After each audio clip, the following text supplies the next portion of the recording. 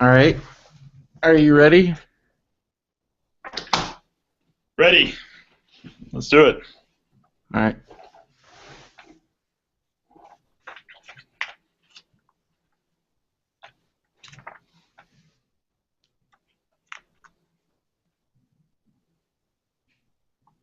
Hello and welcome to another episode of Radio BrendoMan.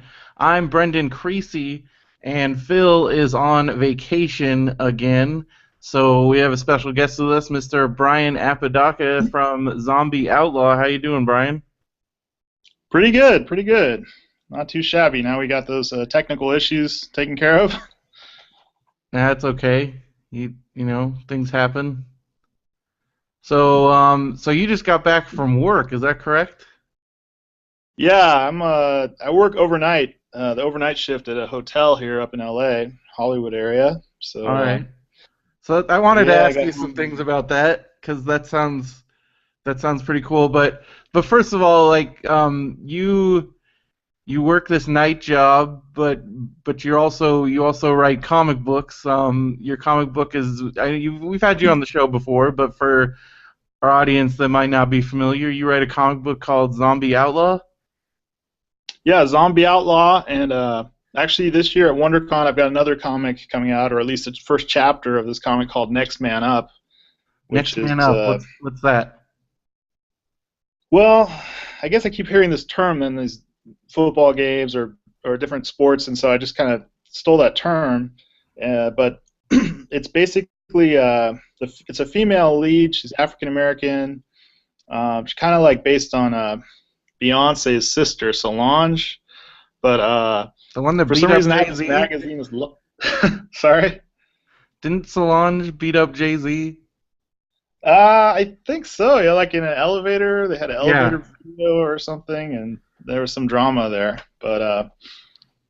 But yeah, we for some reason we got this subscription to this Lucky magazine. It's kind of like I guess a women's or lifestyle magazine or something, and it had Solange on the cover, Hmm. and I was like, oh, it's kind of an interesting look. So I kind of like her look, and then this was around the time Interstellar came out, so I kept seeing these ads for Interstellar, which I still haven't seen yet. But It's boring.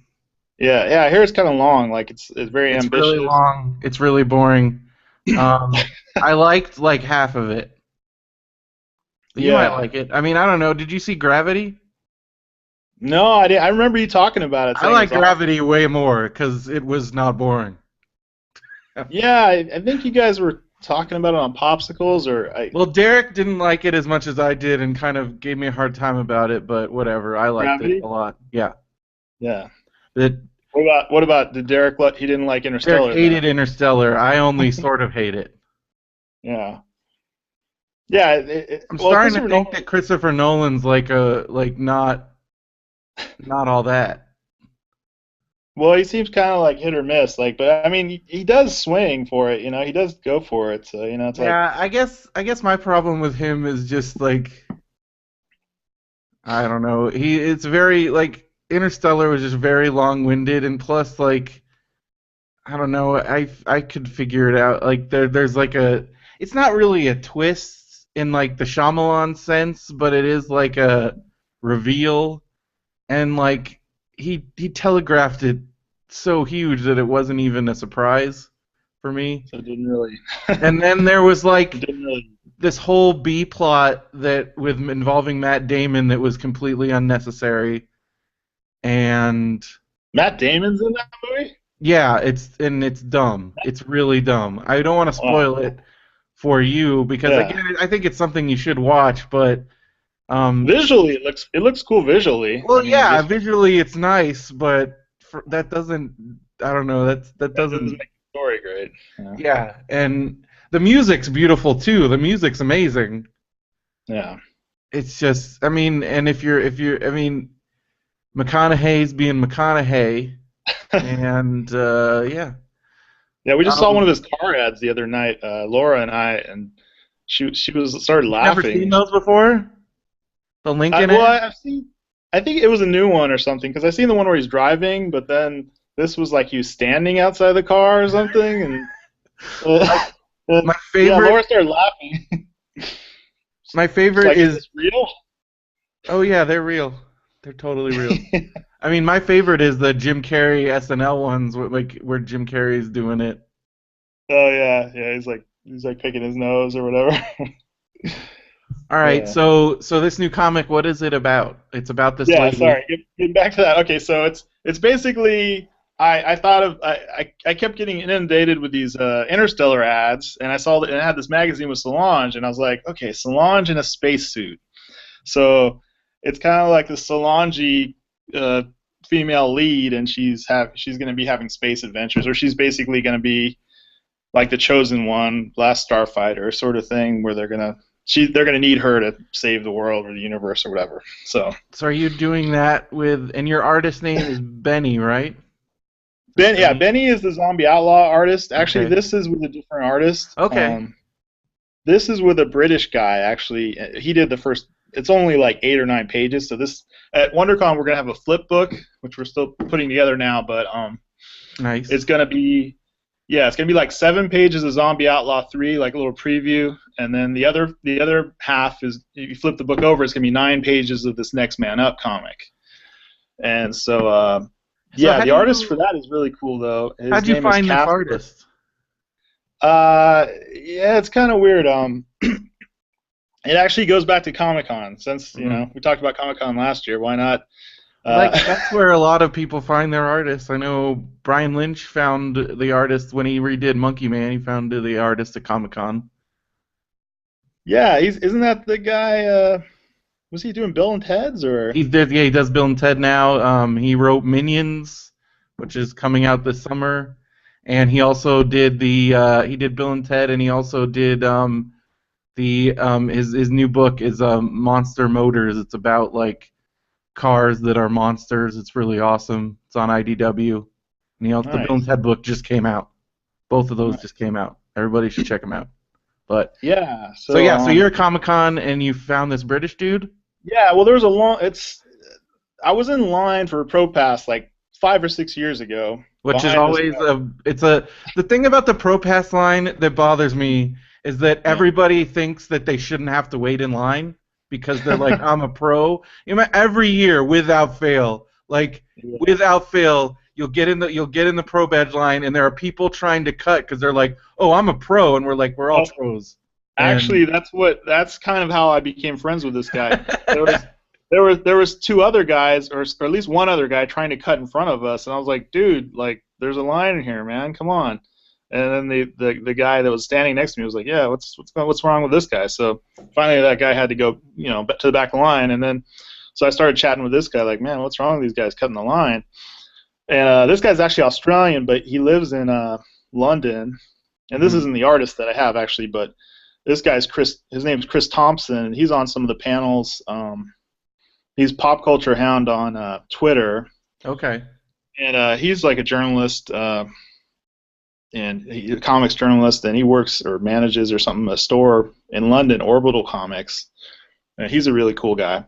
But then I became friends or kind of friendly with another one of his friends when we went to Europe, Laura and I. Hmm. Um, and then that guy works at a company that this artist is at, and I just saw him like retweet some art by this guy, and I was like, oh hey, would you like to do something for me, with me? So this guy agreed to do some pages for me for this, and then I also have a pinup by this really cool artist. So that's Casper Weingard or Wingard, I guess it's WJI or Hmm. WIJN. Anyway, I can send you the link, the Twitter link for his handle. But yeah, he's a really great artist, and I'll send you the cover. I'll email you the cover, whatever. I guess it doesn't really work for a podcast, but yeah, it's really awesome. And We have a Facebook group now, so you can post all that stuff there.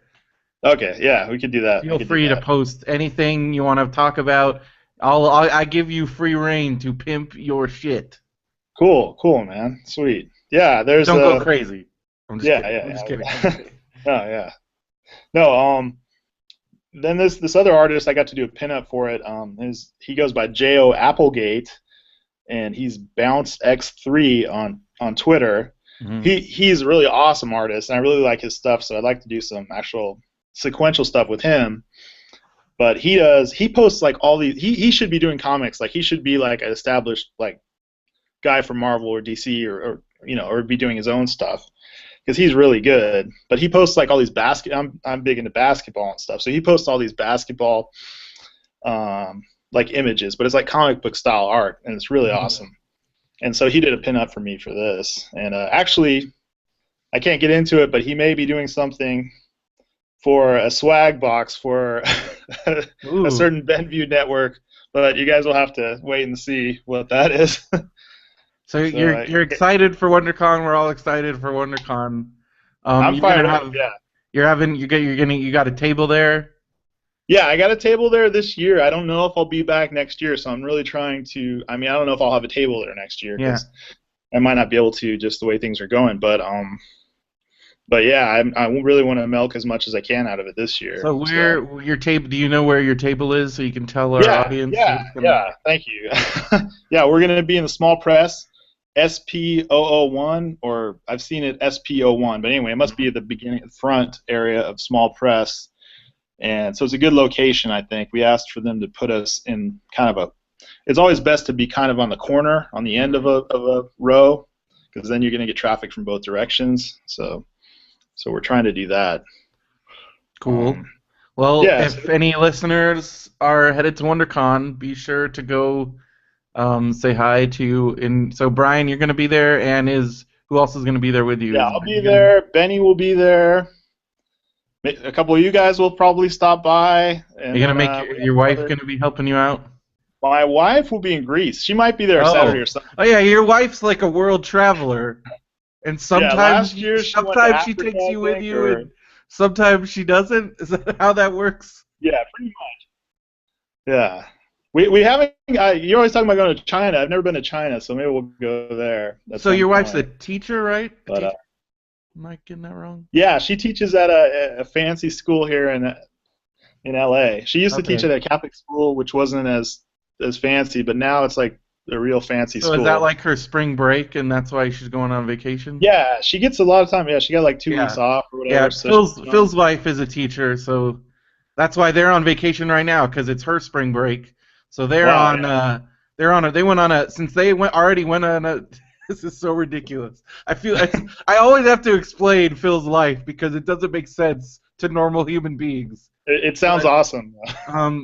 But so Phil's wife is a teacher, and they go on and they go places. They don't just sit around at the house when they're on vacation. They make the most of it, which I think that's awesome. But then every once in a while they go on these other random vacations. Like, for instance, just recently Phil's mom graduated. We already talked about this on the show, but Phil's mom got her bachelor's degree, and the graduation ceremony was in Florida, so they flew out, Phil and Janelle and their kids, and so they just got back from that, like, seriously, like 3 weeks ago.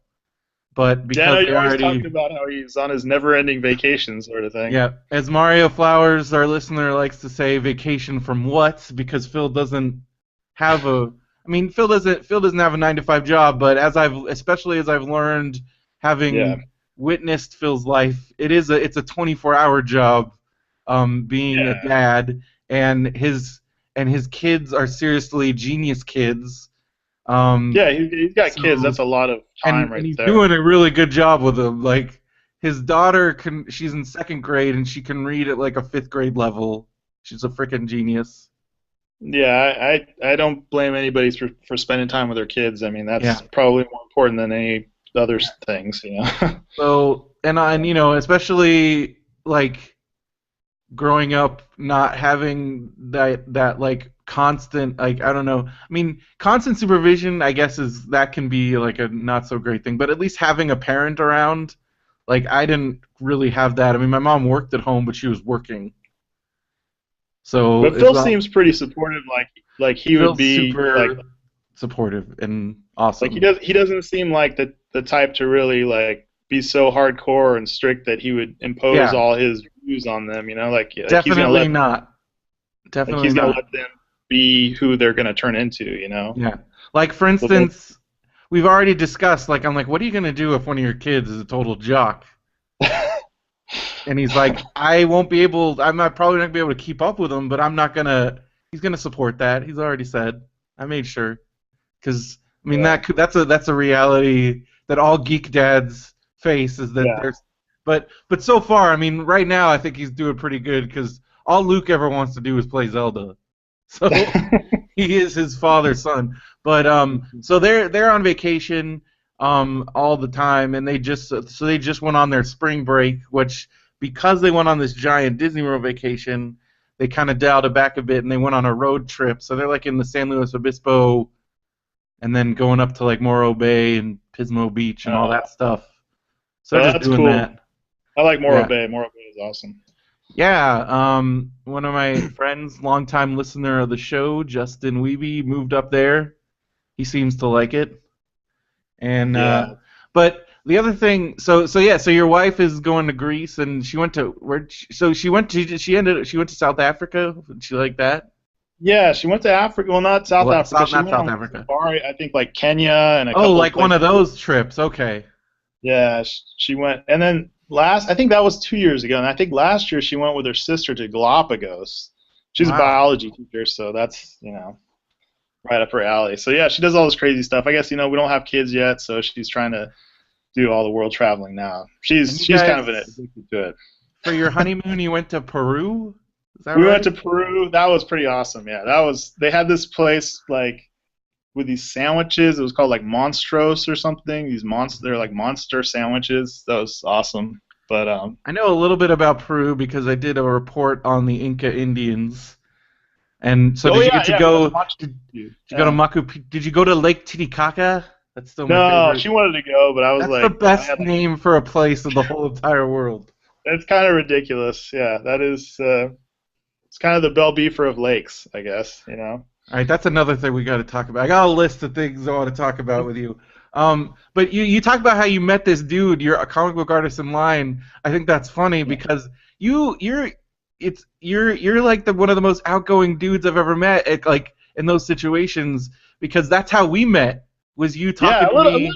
a little bit. Yeah, well, I wasn't like when we met. I remember we didn't You really talk. I was like, oh, I should have talked to that guy. Yeah, but But like you I'm not one of those dudes that just talks to people standing around, and we were standing around outside the ArcLight at the Judd Apatow thing, and you initiated a conversation, and then we exchanged phone numbers for yeah, well, deals or something.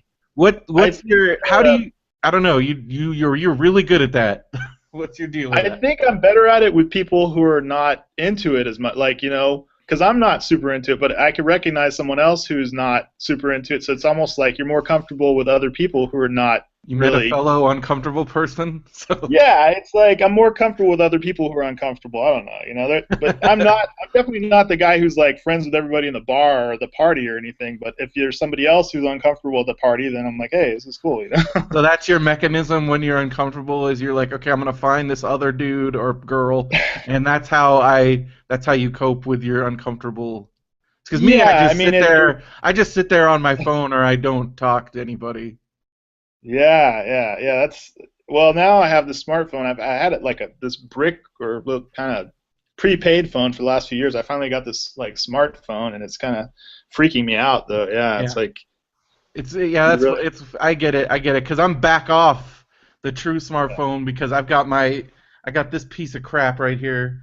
Well, it's my Galaxy. I had an S5 and it died. Um, and so Wow. now I had to go. The only phone I could find in my house was this old iPhone from like 5 years ago. And while that doesn't seem like a big deal, like I can't upgrade anything because like it's a legacy phone. So like you So can't you can't update any of the like. apps. I can't download new apps. So you can only have And apps from like 5 years ago. yeah, and they're all really slow and they crash all the time. So I basically don't even do the only thing I do on it is I read Amazon Kindle books, and even that isn't optimal, so it's not that great. So it's basically just a phone, and it's weird. It's weird, like not having, cause, like I've been paying a lot more attention to TV shows and stuff, which is good, I guess.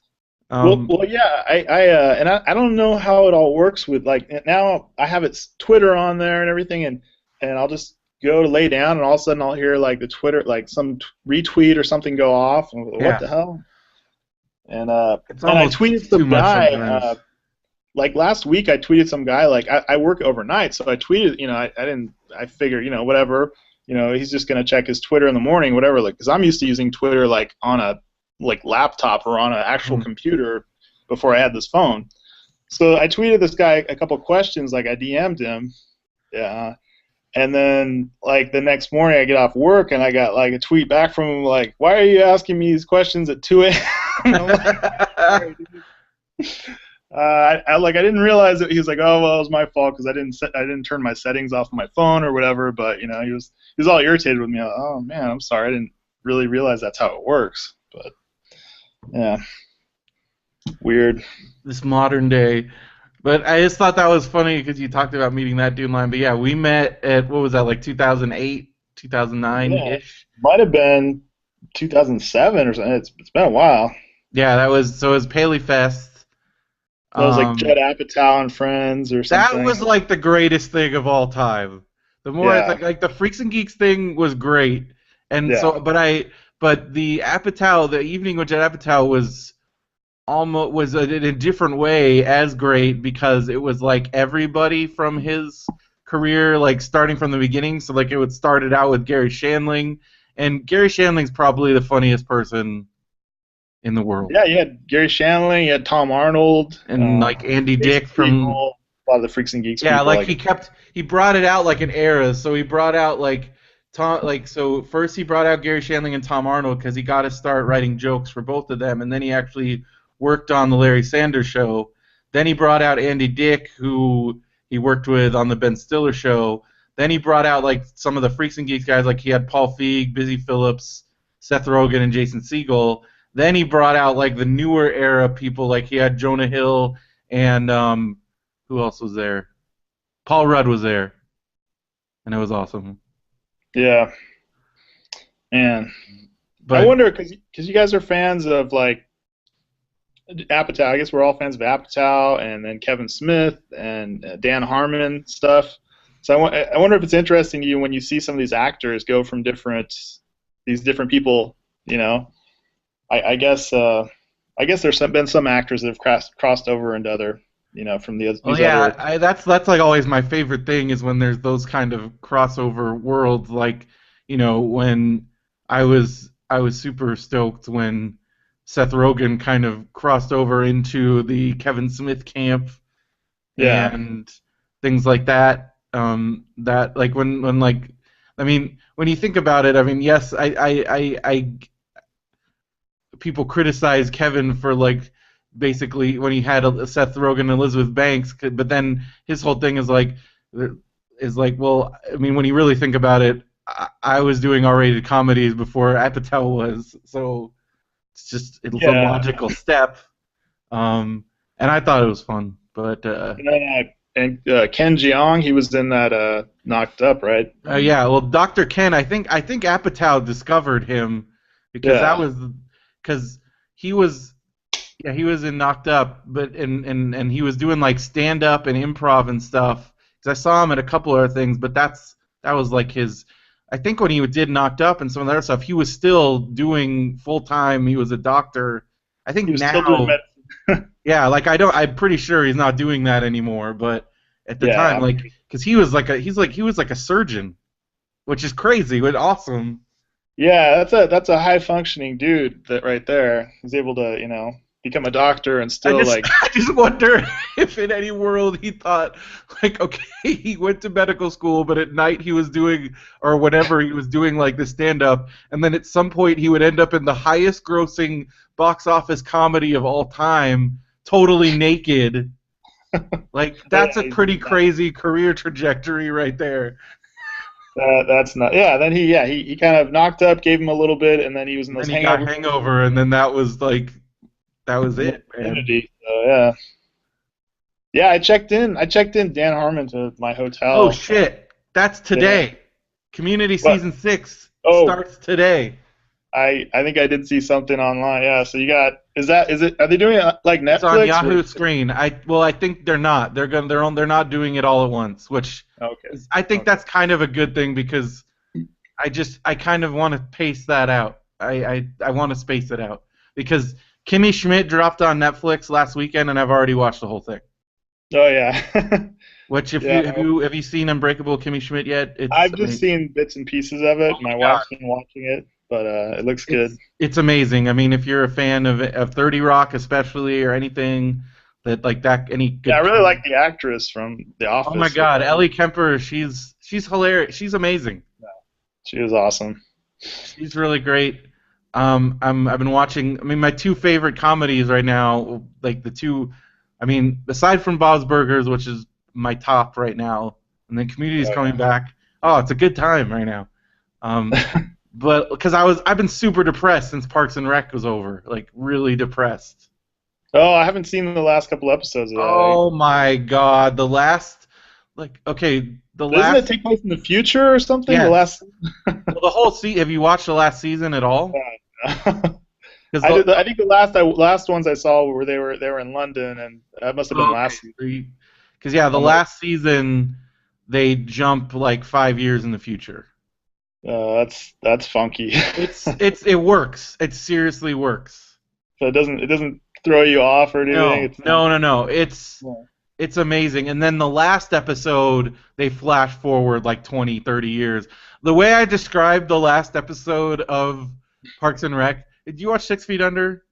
Yeah, yeah, yeah. So That was that great. finale is like, to me, it's the all-time greatest series finale of all time. And that last scene, Yeah, like every time I watch it, I cry. Um, yeah. it's so good. That's a great show. 6 Feet This Under. it's my favorite show ever, probably. I mean, like when I'm really coming down to it, it's probably right there, like Freaks and Geeks, but then 6 Feet Under, they're like right there. I don't know. Yeah, they're totally. Can't It's hard decide. to. It's like apples and oranges. Yeah, Yeah. because they're so different, but they have some like there's However, just Ben Foster is in both of those Ben Foster shows. is in both of So them. Um, so is well, no, that's it. I was trying to think. There's the crazy connect. The where it gets crazy on 6 Feet Under is there's quite a few people on 6 Feet Under that were shit. Zachary Quinto is in it, like for a little bit. No, the what movie? What movie? The movie. Crap. Oh, like Jennifer Love can't Hewitt. hardly wait. Yes, can't hardly wait. It's got because you got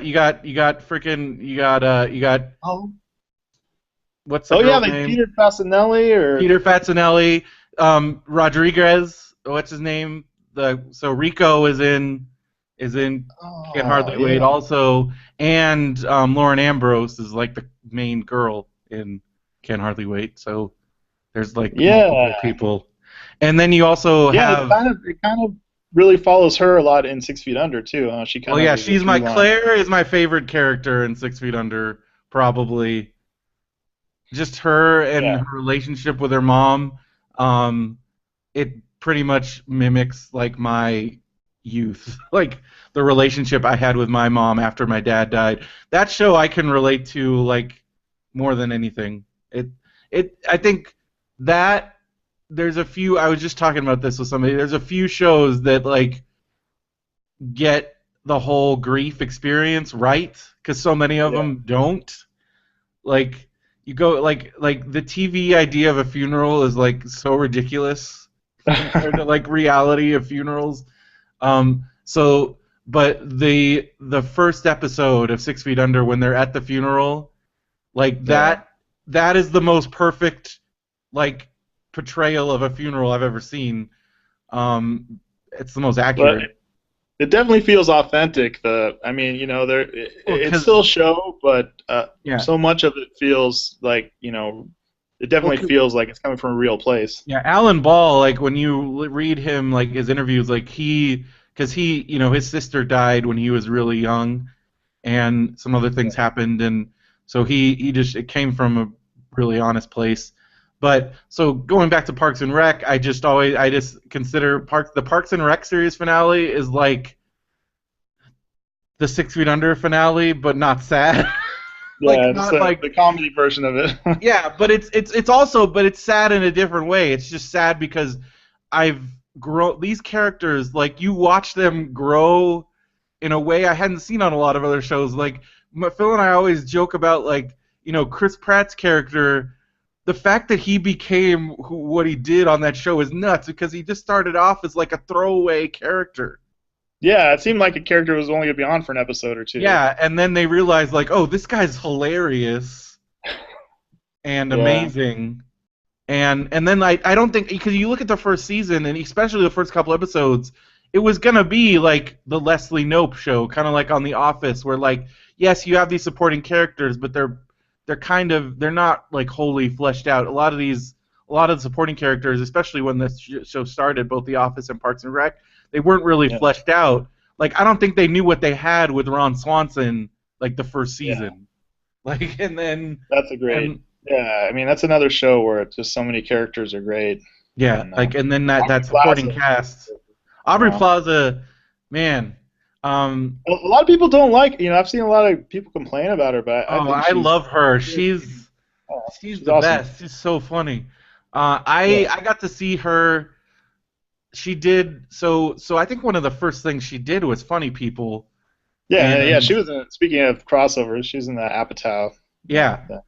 So because I got to go to Judd Apatow did like they were basically practicing their stand up for the Funny People movie, and they were doing it at UCB, and I got to go. Oh wow. And that was probably the greatest thing ever because like I Was got that to was that meet. on Franklin there, like in Hollywood? Yeah. Oh man. So that was like Seth Rogen and Adam Sandler. They had like Kevin James was there, and like they all were doing stand up. Um, Adam Sandler did his stand up as his Funny People character, which was crazy. Like because at first I'm like, what is he doing? And then I realized like, oh, this is his character from Funny People because they were still like in the script stages of Funny People. I think they hadn't even started filming yet. And then Aubrey Plaza came up and I'm like, this is like one of the funniest girls I've ever seen. And nobody knew who she was. And I remember this is so dumb, but because I talked to everybody after like I met everybody and Wow. and I told her I'm like, you are gonna be huge. And she was like, you're full of shit. I was like, no, you're gonna be huge. And then she's like, okay, You were thank you. right. And like that was like, and then it was. I wish I had gotten because she came to Smodcastle and I wasn't there, and I would have been like, hey, remember when I told you were gonna be huge? You didn't believe me. Wow. That's awesome.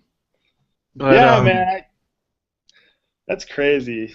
Yeah. but yeah, so just watching that, and now it's over. So I was really depressed. But now there's Kimmy Schmidt and Last Man on Earth.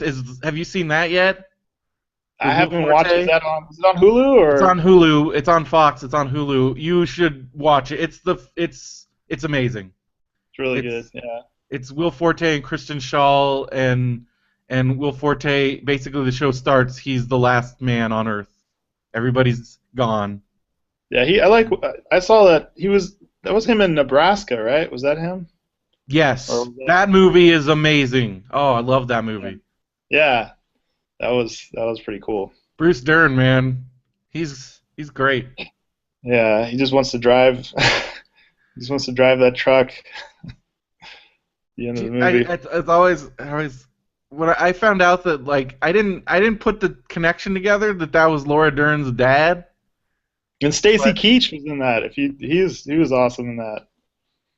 Man. but I listened to WTF and she talked about um like growing up as like because I guess Bruce Dern and Laura Dern's mom is also somebody famous. I forgot her name, but they were married and they were divorced. But like, and I guess they didn't get along. So she was basically like grew up not really around Bruce Dern. But then her parents like reconciled, but they weren't married. They just kind of sounded really weird. It's one of those weird Hollywood things. And but I don't know. It's cool. So Yeah. so we basically met because of Judd Apatow. That's cool. Yeah. Yeah. I can't go wrong with that. And then through you, I met you introduced me to Topher, and that's Topher. been the gift that's kept on giving. Yeah, actually I'm using the power cord I borrowed from his brother the other day, so thank you to Tim for that. So you introduced me to Topher, and Topher's been a good friend, and also our Comic Con connection. Yeah, And yeah, he really that's his big thing, man. He really hustles for that all year, so that's a big deal down there. so, because thanks to that, we got our Benview Slumber Party. It's gonna happen Yeah. at Comic Con. I'm Oh yeah, excited. last year didn't you guys have a room at the Marriott last year? That's Well, nuts. Topher did. I didn't. I mean, I Oh, stayed in. I I was thought you guys had a room there too. no. Really? I was at my house. Oh well, what about They was were at Ben the staying? Residence Inn, Okay, okay. but I think Topher had some rooms at the actual Marriott, which is crazy. Yeah, that's pretty nuts. So this year, we're either gonna be at the Residence. It sounds most likely we're gonna be at the Embassy Suites. So back to the Embassy Suites maybe. Oh, But I that's know not bad. Topher also got some rooms at the Hyatt, which I stayed there once, and that's awesome because that's where a lot of people go afterwards, and then you don't have to walk anywhere after you're like hanging out. No, before it became this huge thing, it was Topher and me from like high school until about like 2005 or something. Mhm. So for a good 10 years, we did like the Marriott a couple years, but that was like in the 90s, and Yeah. then So we you've did been the going to Hyatt. Comic Con forever, Yeah, basically. yeah, yeah. I 'Cause I think the went. first year I went was like 87 or 88 or Okay. something like So you went. So you probably might be because I try and talk to people about this, so you might understand. Because I grew up in San Diego, and I went a couple times before it was in the convention center. It was just in a that. hotel, Yeah, yeah, and it yeah, was like way more like your down home Comic Con, except you'd be sitting there and like Jack Kirby would be there and stuff. yeah. That first year I went, I think it was the first year, or maybe the first 2 years, and I think it might have just been the first year I went, but it was well that building's I think the building's still there. If you walk, Yeah, it's it's where like is the it? exposition center or something like Yeah, that. But I just remember they had the dealer's room and they had like the artists and like the publishers on like separate rooms or separate yeah. sides or something. And It yeah, I was very remember it was like small. Neil Gaiman and Walt Simonson and all these artists Yeah, and all the writers. huge dudes were they were still just there at their tables, like I Yeah, it remember was not just like it is now. yeah, Well, I remember even like even San Diego, like in like 2000, I yeah. remember like Kevin Smith was just like at a booth. Yeah, well, I remember in '98 just walking up and meeting. I remember walking up and meeting Stanley and Todd McFarlane. Just like I waited in line like maybe 10 minutes, and that was Yeah, in '98. yeah. Chris or Topher and I, we walked around and talked to the guy Jeff Smith, the creator of Bone. We just talked to him for like, of course we were younger then, so maybe it was easier because we were like kids. But yeah, we just talked to the guy for like half an hour, and yeah, there was all these artists, and it was definitely different. I mean, it's still cool, but it's not what it was, but It's it's different, different. but it's almost I still I love it just as much because there's so many crazy things that you get to do, you can do. There's so many opportunities. Yes, you don't get to do everything, but the things I think if you have the right con attitude, it's the best thing in the world. Yeah, it's a yeah. People, we don't go out of our way to get in for it not to be fun. So you got to take advantage of it while you're there, and that's what you guys have, and that's what I finally learned too is that yeah, you got to just roll with it. You can't be so stuck to going to certain things because you're not going to be able to go to everything you want to go to. It's just not Yeah. going to happen. So But WonderCon is a good convention for people that don't know if they're ready for San Diego, and but Saturday's already sold out. This might be like this is I probably. think Friday might be. I think everything but Sunday might be sold out at this point. I Oh was wow, looking at that okay. this morning. Let me So that'll look. be sold out, in another week or so. Yeah, so it's gonna be sold out, which is Yeah, crazy. yeah, It's really it's blown up. I never went when it was up in San Francisco. Did you? yeah. I went a couple times. Chris and I actually had a table up there in like 2005 in San What was Francisco, and that I like? did a table.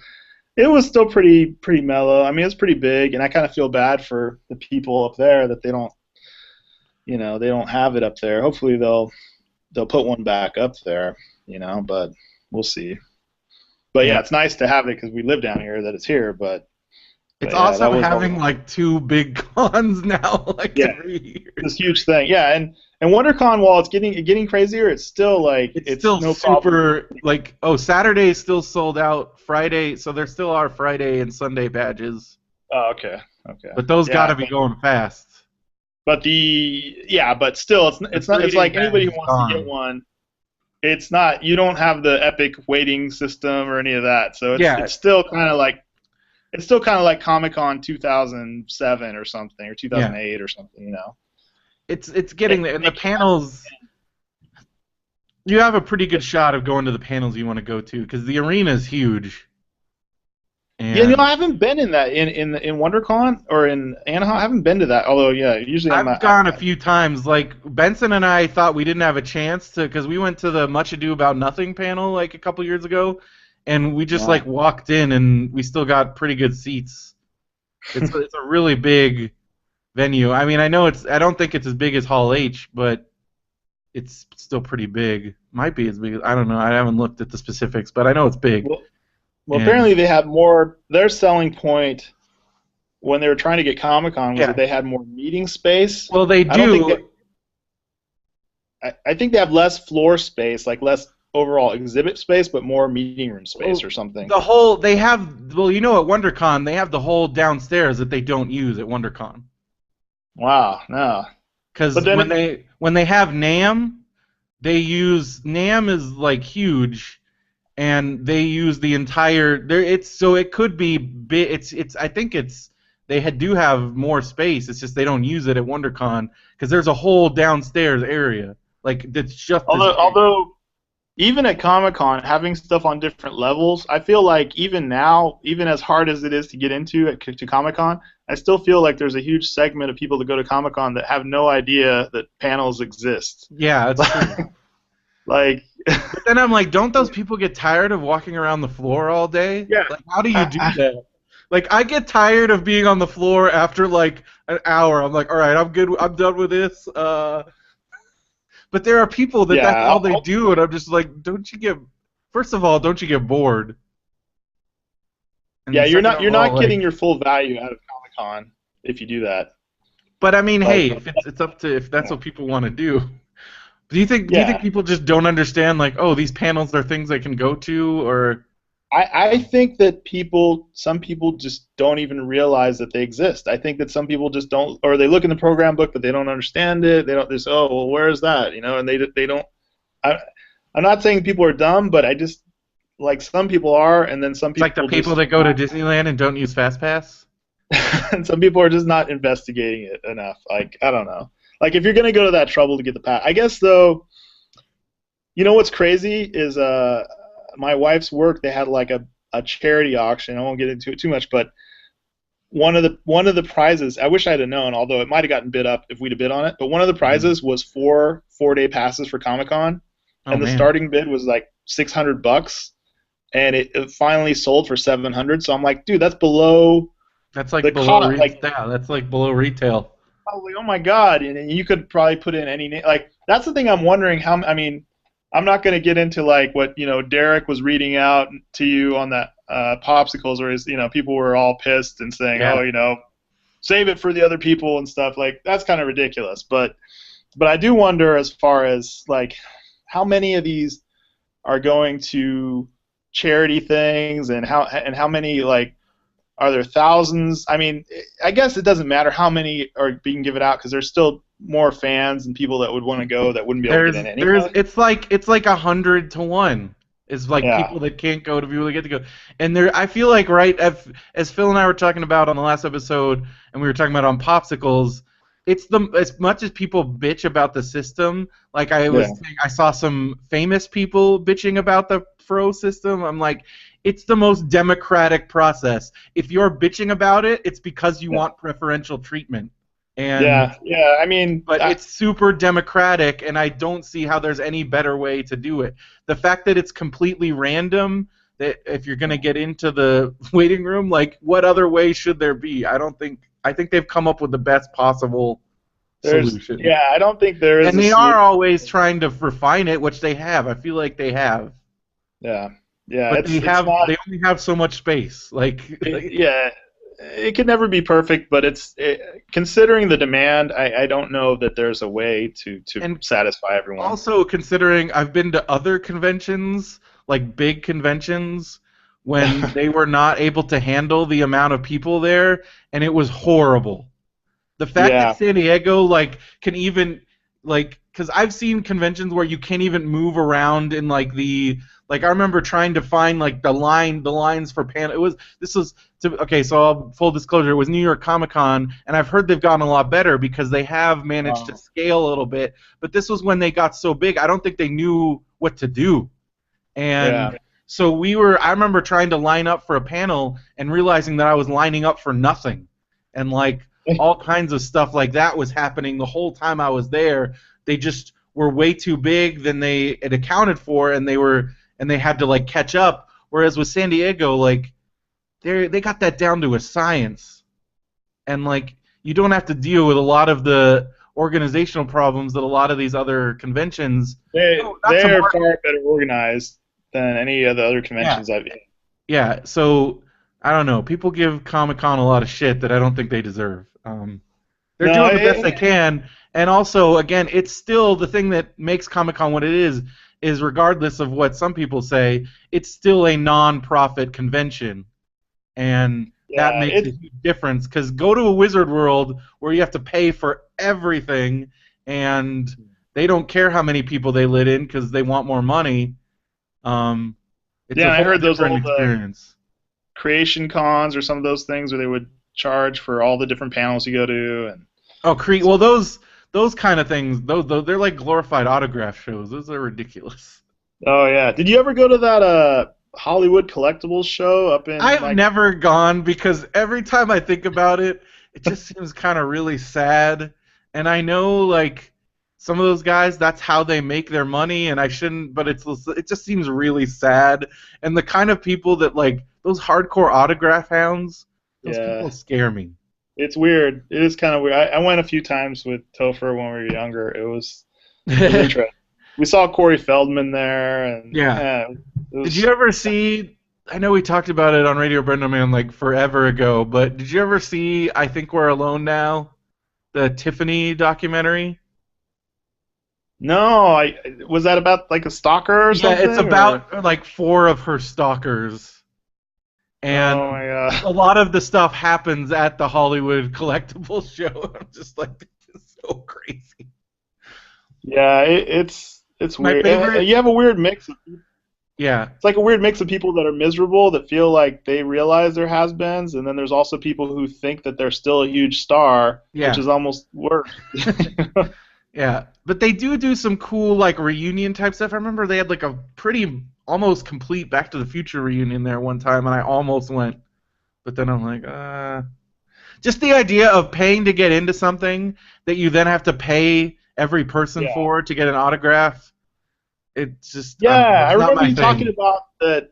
Didn't you say you talked to some wrestler and Comic Con had a policy where like you Oh, have to oh yeah. sign? Well, they still have that policy. I don't think a lot of people know about it. If you really want to piss some people off at Comic Con, they have a policy. It's still on. It's their autograph policy is no matter what so there's the autograph place, and there's people that do free signings. There's plenty of those at Comic Con, but then you have the paid autograph area, which sometimes I jokingly refer to as the Boulevard of Broken Dreams. Um, sometimes Oh it man. feels that way, man. Um, but whatever. Sometimes for there, but then I see somebody that genuinely is I saw this guy. I forgot who he was meeting, and he was just genuinely, this was the most exciting thing that's ever happened to him. And so that Yeah, dude, I think it's cool when they can actually meet their real fans, yeah. and instead of And you know. sometimes that's the only way that some people, that's the only time they get. So I mean, I get it, but Yeah. so the Comic Con has a policy where regardless of how much those people are charging, they have to sign the program for free. So you can get one free autograph. You could, in theory, I would never do this because it would be horrible. But if I wanted to make somebody do some kind of endurance challenge, or if we're talking about some kind of money bet, Ooh, this gives me a good idea, actually.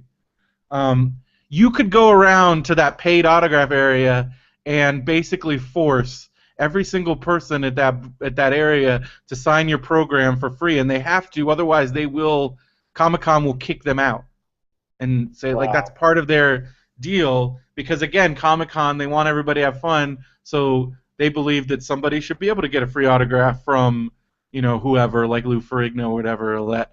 So this is the first modern comic. I call it my first modern Comic Con because I went I went in the like early '90s with I think my dad took me and my brother once. I think I went Yeah. one other time.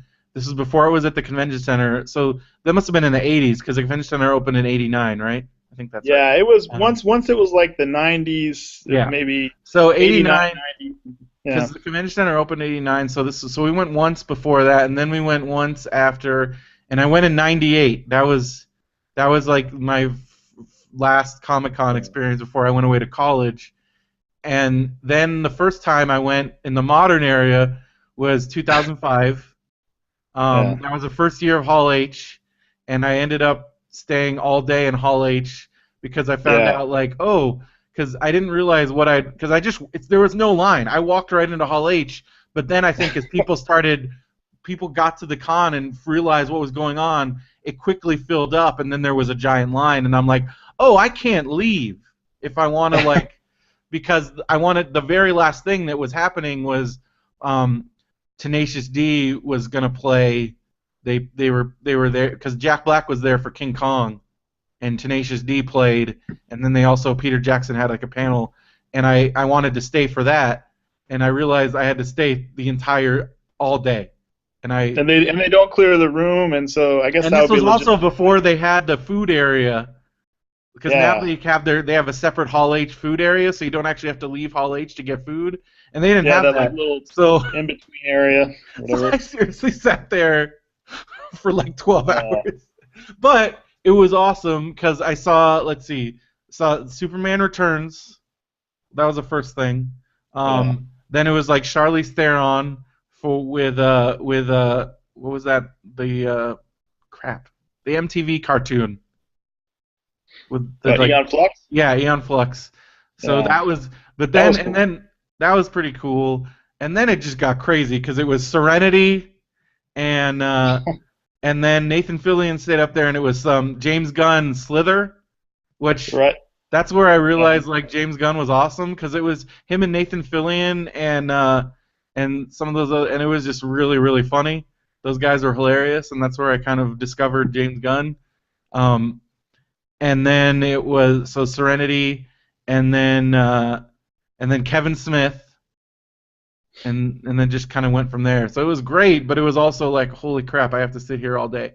But so then after I got out of there, I had read in my program, it's like, oh, autographs, they have to autograph your program, and I'm like, all right, cool. Well, I don't really have any money, so I'm gonna go around and get some autographs. And the first person I went to was Virgil from WWF, like, because I'm a huge wrestling fan, and again, I Oh didn't know any yeah. better. I didn't He's know at the a lot of story. I didn't know the story of Virgil that like he's at every convention, and to the point where at one time he actually set up a table in the New York City subway. Wow. I Yeah, heard him and Boomer it's and always him Lou and Ferrigno. Boomer and like Ferrigno and like a few other. Those are the mainstays. Peter Mayhew, Chewbacca. He's at a lot Yeah, of them. those are kind of like your mainstays. And so I go up and I'm so excited. I'm like, hey, Virgil, you're so great, and you're really cool, and I really like your wrestling, and just being all dumb, Chris Farley show, and he's like, yeah, he's like, are you gonna buy a picture? I'm like, well, I don't really have any money. He's like, oh, and I'm like, well, can you sign my program? And he's like, just looks at me, and I'm like, well, it says you have to sign the program. So he signs it and then just turns, like physically turns his back to me. And I'm like, Uh, oh. And then I'm like, since I was gonna go around and get air, then I'm like, okay, I'm not gonna do this again.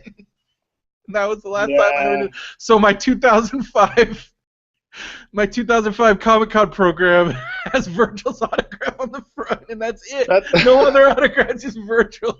Virgil Comic Con, the year of Yeah. Virgil. So, Wow. well, because then he became a meme. There was the sad Virgil, because Uh, somebody had taken a picture at some con where it's just him by himself, just looking all sad. uh, yeah, it's like the dark side of Comic Con. Sometimes It you is. have I remember one year. Do you remember the year Lori Petty was there? what was that? Was that for couldn't have She been was for just, I Tank Girl. think, well, no, she was just at Comic Con signing autographs because I think she didn't have anything. I think somebody told her she could probably make a lot of money doing it, Yeah. and Jeez. she, I just remember watching her yell at people who were taking pictures of her without paying. Wow. I'm like, oh my gosh, this is crazy. Yeah. Well, yeah, that's the other thing too. It's like they'd say about meeting your heroes and stuff. Like I don't know, I met this writer that I really liked, and he was just kind of a jerk. I was just like, oh man. But it's crazy and it's busy. Yeah, So, most of but the time I've had like 95% positive experiences, especially at yeah, Comic Con. Um, but most of my like the best experience I've had have been just random things, um, like free soda random room. free soda room. But like as far as meeting people too, just random. It's all random. Like I was just remembering the time that Matt Cohen and I like randomly we got to meet all the Human Giant guys, like Aziz Ansari, Rob Hubel, Paul Shear, and they were just walking around, and it was awesome. And we like got to talk to them. My craziest what could have been moment, except I was too scared to do anything. I think I've told this story before. It was also with Matt Cohen, and we were walking back from his car or something when it was downtown, and we were walking by one of the hotels, and then Matt just gets this look on his face like, "Whoa!" and I turn around, and it's Joss Whedon, but then it's also the entire Doctor Horrible cast. So like, it was Nathan Wow. Fillion, um, it was Doogie Howser, Felicia Day, and and they were just walking, and so we kind of followed him a little bit, and I kept trying to work up my courage, and then I never did. Yeah, I saw. Who did I say? I think I saw. What's his name? Kieran Culkin, Yeah. or yeah, he was, and him and what's the guy? The other Scott Pilgrim. Anyway, Scott Pilgrim. Michael Cera. Yeah, I Okay. saw Michael Cera and him walking by. That was like We got random. to go to that panel. That was an awesome panel. Michael Cera came out in a Captain America costume. Yeah. Yeah, he was cool. Yeah. Well, you were talking about Hall H. I remember Topher and I, we were there, I think it was like 2000 or like whatever year X-Men came out, Hmm. or maybe 2001 or somewhere around there. And that was before Hall H. They had It was a Ballroom Ballroom 20, 20. biggest. I think that was the biggest one, Ballroom Yeah. 20. So they had everybody in there or in another room. I don't know. And yeah, it was just packed. It was like for X-Men. I think that was kind of the beginning when they had Spider-Man and X-Men, and that started ramping things up. And then you got to everybody complains now about Twilight, but I think it was just It's inevitably always going to going to be happen. something. I think it's always something. Yeah. Marvel's not even going to be there this year, which is crazy. Well, they're going to be there. They're not Yeah. doing a panel. They're not doing panels. Yeah, I saw. Yeah, Topher But posted then when something you about think that. about it, they don't really have anything to No. announce. They've already done all their big announcements. Yeah, I Um, mean, you think they're really pushing that D23, or do you think it's just that I they don't don't think it have? has anything to do with D23 this year because they've never. People always say that, and then they'll go to then like a bunch of people will go to D23 and they just Uh, bring one person out and they don't do anything. I think it's just they don't have anything really to push right now. They already did their big next phase announcements. well, yeah, They and that's just Marvel and Disney, nothing. and it's not like Disney. They'll still have stuff, right? They'll still probably have a Star Wars thing, and Well, and there and is. I think there is. They already said there's going to be Star Wars stuff. yeah. But but So whoever says that they're just doing it for D23, why would they? If that was their logic, why would they even announce any Star Wars or any other Disney stuff if no. they were just trying to hoard it Well, for the big D23? Star Wars stuff is happening at Celebration. I think we can all. Yeah. Are you going to Celebration? No, I don't think so. I might It's go. expensive. Maybe Topher is going to be It's there, like and 75 bucks. yeah, I think it's pretty pricey, but it would be cool. But Derek's going. I think Derek's going. Yeah, I'm gonna be at WonderCon the week before. So it's like a week after Yeah, WonderCon. I It's like, can't see. I'm Mr. Unemployed, and I get my WonderCon badge for free. yeah, So yeah. my expense is gonna be I'm getting a hotel. So that's Well, gonna be. you already got it reserved? Or are you guys doing the Jolly Roger again? Or I haven't figured it out yet. I think the Jolly Rogers like closed right now for oh, damn. repair. Like they're continuing their remodeling. Yeah. Um, So wait. We were talking about this the other day. We should get back to that discussion of um like they keep talking about other places to move it, and it just seems like there's no place that's no, feasible. I don't think it'll work. Oh. Anaheim has shown, I think through WonderCon, they can barely handle the parking situation for WonderCon. They can't handle WonderCon even, and yeah, Topher was saying Nam was crazy, and Nam's like always crazy. Like they yeah, can barely, and Nam and Comic Con is a little bit bigger than Nam, and plus Nam is in January. You cannot have a major convention in Anaheim during the summer because all of the hotel rooms are booked for Disneyland. People are like, they have more hotels. I'm like, yes, and they are all booked because it's Disneyland. You, and even if you pretend that that would work, like you talked about there being more space on another level. I think it's weird. Like Comic Con, everything's on that one. Like at least the what we were talking about before. At least what a lot of people associate as being Comic Con is on that first ground level. yeah, And if you have stuff on multi levels, multi tiers, there's just stuff that people are going to miss out on. I don't think the exhibitors are going to get the bang for their buck either. yeah. I mean, I don't know. It seems to work for Nam, but that's Nam. So, but Yeah. but yeah, so there's that. There's also there's nothing to do after like WonderCon's great, but then afterwards, like there's Yeah. not that whole scene going on. There's not a nightlife scene. You can You walk got like downtown you got Disney, but it's downtown Disney, but still then again, it's mostly tourists. And whereas we will yeah. never, the only place you cannot get that where like, because it's San Diego, like we take over Yeah. downtown, like It becomes Gaslamp, yeah. Like like Topher was saying, it's like a boom town, and if you moved it to Vegas, maybe there's space, but it would just get swallowed up by the yeah, rest of it Vegas. wouldn't be as fun. I mean, you think we have to we have to fight off bros downtown, right? Like as it is right now, which Yeah, I the feel like gas. there has been some bro encroachment on, Yeah. but it's still good. It's still I still feel comfortable walking around Yeah. the gas lamp because again we still outnumber the bros. Like there has been Yeah. some bro encroachment in recent years because I think the bros realize that we're having a good time and they want in on that. But Yeah. but there's a little bit, but I feel like anywhere else we go, that's all it would be, and we wouldn't be able to let cut loose and have fun. Yeah. Um, Vegas would not be fun. Like I would be miserable. Plus, again, like the fact that this would be in like July, I don't want to be in Vegas in July. Vegas in the summer, it sucks. It's hot as hell. yeah. Um, Although I would prefer it probably to Anaheim or LA just because Same thing with space. well, also Anaheim, space-wise, yes, but then like Anaheim, the other thing like people don't, you think San Diego in July is bad? Anaheim in July is way worse.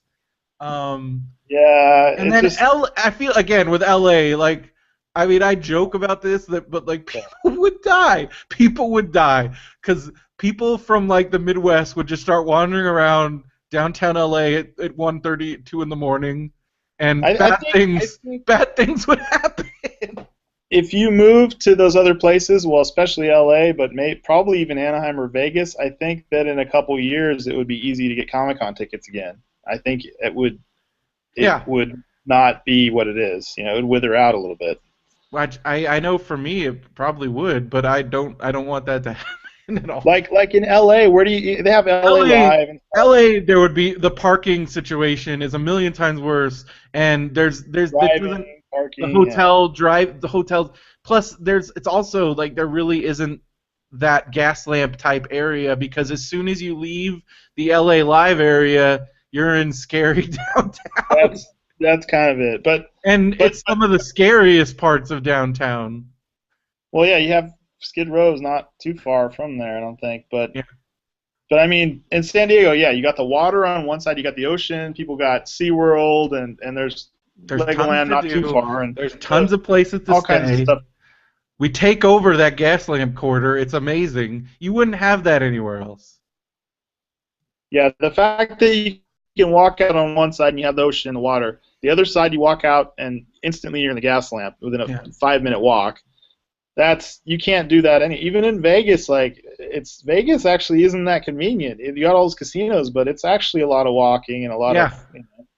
it's not as convenient as it seems. And then, I know the only other convention that's on the level of Comic Con that I know of is Dragon Con, and that's in Atlanta in August, which to me sounds horrible. But from what I've heard, it's all inside. It takes over like multiple hotels, and I heard that that's a huge like cosplay and convention. but they still have all the big it's more cosplay centric, it's more but they have multiple, they have all kinds, they got tons of different stuff, and I've heard people that love Dragon Con like swear by it, and I've heard like, and everybody has all the big stuff there too.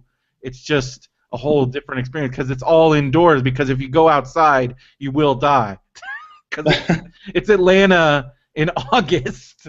That sounds horrible.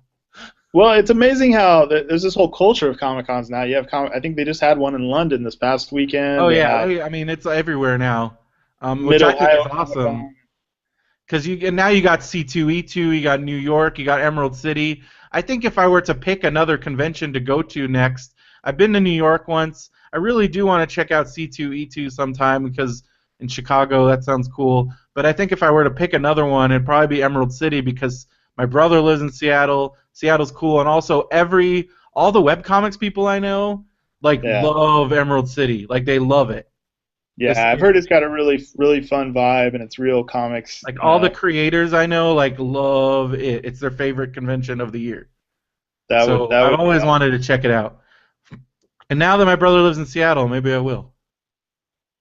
wow. He just didn't he live in Portland before? Yeah, he moved up from Portland. He got a job. He actually works for Washington University now. He used to work for Washington State, Vancouver, down in Wow, Vancouver, Washington, and he was living right there, Portland, then Vancouver. But Vancouver is basically just right over from Portland. But he now just he keeps moved. moving north. Didn't he live in Yep. Modesto too for a Well, while? his girlfriend is from Modesto, his ex-girlfriend, but he didn't Yeah. ever live there. We would go there for the holidays. Um, are you from Modesto? Because I know you No, have. I lived there. I know. I just have some connection with that because I lived there for like 2 years with a friend of mine from college. One of Okay, my because you roommates went from to college. Chico. I went to Chico State. Yeah, and then my roommate from college. I moved back down to like Orange County, and then my roommate from college was like, "Hey, move in with me and my wife or fiance or whatever it was at the time." So I lived with them for a couple years, and So you I just was moved to Modesto? What was that like? yeah, it was kind of a random move, but What'd you do up there?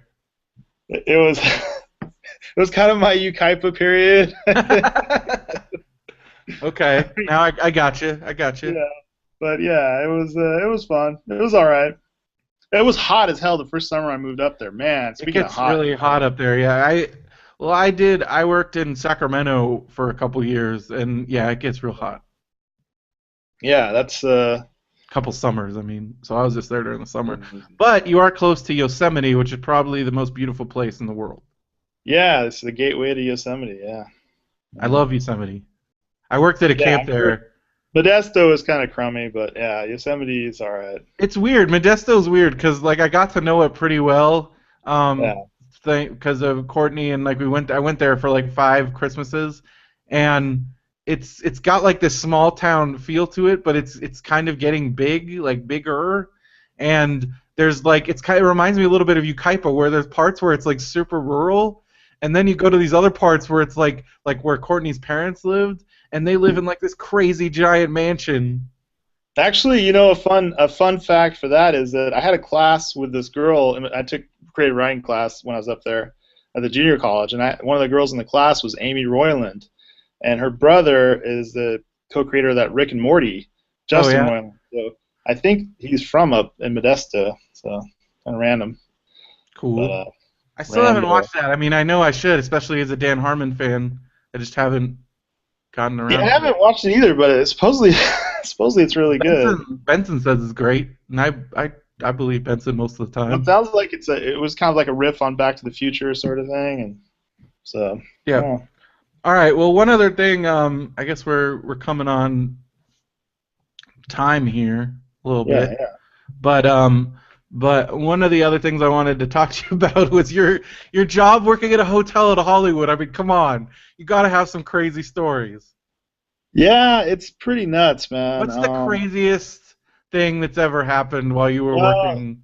I've seen celebrities here and there. I've seen, Okay. Jamie Foxx 4 in the morning with his sunglasses on, and I can't. There's one that I won't tell you who it is, but there was like a rock star who was pretty big in the '90s, Hmm. and he came in at like 4 a.m. with like some hangers on, and yeah, you start some of these celebrities and people you start to feel sorry for because it's like they really have people that are like users around them, Yeah. and the actual stars sometimes are pretty cool, but the people around them are kind of like horrible, you know. Like Have you ever had the guy like? talking. There was a guy talking to him that was bragging about how he dated this chick that was dating Tim Burton and all this, and he was talking about Tim Burton like broke up with a chick and was I don't know, it was weird. Like he dated the girl, but then Tim Burton dated the girl, but they were still buddies, and it was kind of a weird. I don't know. There's a lot of incestuous Hollywood stuff, but then the crazy stuff is I don't know. You just have. I You wanted to have to talk about fight this. off homeless people because that was like my number one job working the door at Smodcastle. Yeah, no, I mean, once in a while you get people that are just randomly like sitting in there and stuff, but like more the big problem for me is probably and I don't know how much you dealt with this because when you were doing your job, people were calling in and complaining, but I guess it wasn't like the general public, but you still had people ranting Yeah. at you, I'm sure. So you got yelled at a lot. You get yelled at a Yeah, lot. you get people. You're pretty much. I'm at the front desk and I do the night audit a little bit of, and yeah, it's pretty much you're the only vent. I mean, I kind of understand. I kind of get it because you're the only place for them to go. But if there's any problem in any other department, in parking or the restaurant or room service or anything, they still point to you like, hey, go talk to them at the front desk. So whatever problem happens in any area of the hotel, the people come to the front desk and complain or whatever. Yeah, the other day this guy gets mad about parking and well, he said because usually when you stay at a hotel, the parking gets charged to your room, Hmm. and for him, for some reason, he was like, "Oh, they told me I could pay cash when I go out." And I'm like, "Well, they charged you, you and your wife, I guess the two cars, they charged you to your room already." It's like, "Well, my wife already left and paid cash," and so I was like, I don't want to argue with the guy. I'm like, "Okay, well, okay, well, I'll just leave the charge on your room, and then you can just pay that." And he's like, "No, I want to take it off. I want to pay cash when I leave." And I was like, "That's kind of weird. Like, why don't you just pay it here, But then the guy gets furious. I want to give me your manager's card and all. I don't know. It's just like I guess like a lot of retail jobs or jobs dealing with the public, where it's just people, and some of the So people are just unhappy and they just want to pull this card on you and use this power trip thing to make themselves feel better, I guess, or I don't know. I don't know what it is. any crazy like crime stories? Anything like that? Yeah, I mean, you have. Well, there's this guy. I don't want to get I don't want to get too deep into it, but there's this like mob boss guy type guy who stayed there a few times, who has stayed there. I don't know if Hmm. he's a mob boss. He whatever he is, he's got a lot of money, but he has some sort of shady background. But Hmm. man, like he tips really well though. So all the like the valet guys or the guys at the bar or whatever, they're all like, hey, get him a good room, get him a good, And then I'm like, I don't care. Like if we're sold out, we're sold out. Like I can't do anything, and I don't know. It's just you have these strange guys that they had bodyguards and stuff, and I don't know. It's weird. There is some weird criminal underworld stuff now, and or there's maybe Anybody like prostitutes. any dead bodies or anything like that? Yeah, I mean, I heard there was some guy who, God, we don't know. We're not speaking of where it is, so I guess it's all Mhm. right. Yeah. But there's a supposedly this is just what I heard, so I wasn't there, and this is just a story, so I don't know if it's true. But somebody said there was a guy who was a doctor who basically killed himself, right? Hmm. But he was like, I guess he did like intravenous drip or something, and he Jeez. left a note like in his room, like he left a note like I know what I'm doing, don't try to resuscitate me, and I very cheery note I know to go on this, but yeah, it's just yeah, there's not. And then the worst thing was like one of the bartenders was like, "Oh man, I can't believe that guy. He was like such a good tipper. I can't believe he offed himself." They're upset Probably about the why he tip. was such a good tipper. Yeah, yeah. I'm like, man, I would if you're gonna do that, you should just completely blow through some major credit cards. If it's gonna if it's gonna end, you might as well rack up like $400,000 in credit. Enjoy yourself, but then you might enjoy yourself so much you don't want to end it anyway. I don't know. I don't know how that works, but it's like, geez, that's nuts. Yep. But yeah, the Comic Con. There were some Comic Con people there. I overheard them, like some people that work for Comic Con, and I, Hmm. I, I still wanted to like budge into their conversation and be like, "Hey, you got any extra passes?" Or but yeah, man. Were they like scouting it out, or what were they doing in LA? I Were think they? that I think they have meetings up there where they're planning and Oh, okay, stuff. that makes sense. Cause yeah, Yeah, that makes sense. Cause they probably meet people to do like programming and all that kind of stuff. Cause a lot of the programming comes from LA these days. Um, yeah. I do. It is kind of. Like you said, there's no way you're going to solve it, but it's still it's disheartening that. And I'm not complaining about the process, but it's just I guess it's just like it is kind of a bummer sometimes when you think that there are a lot of people, like even my wife's school. I mhm. was surprised that it didn't go for more because I figured, well, there's some rich kid who's going to really want to go to Comic Con and he's going to have his dad bid it up for like 5 grand for tickets. But then you realize that a lot of these kids are industry connected to the entertainment industry. They don't have to worry Yeah, about that. If they want to go. they can just find somebody that because Yeah, the like when I found out about the whole panelist world of badges, that's like a whole other world. Like yeah, that's a that's whole other world. The exhibitor, panelists, and yeah, that's like because you can it's not a like they because but it makes sense because if there weren't any panelists or anything like that, then that would kind of like there is no con.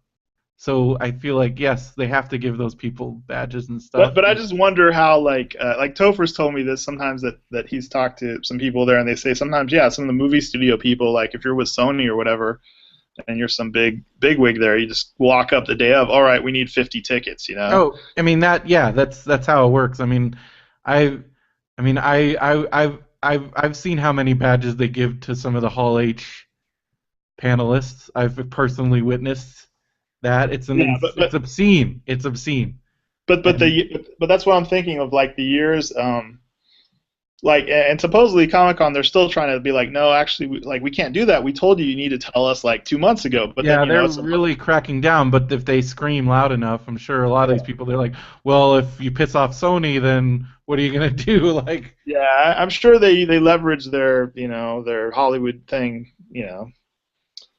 but yeah it's crazy yeah it I seems mean like obviously they I understand are cracking down on abuses of the pro badges.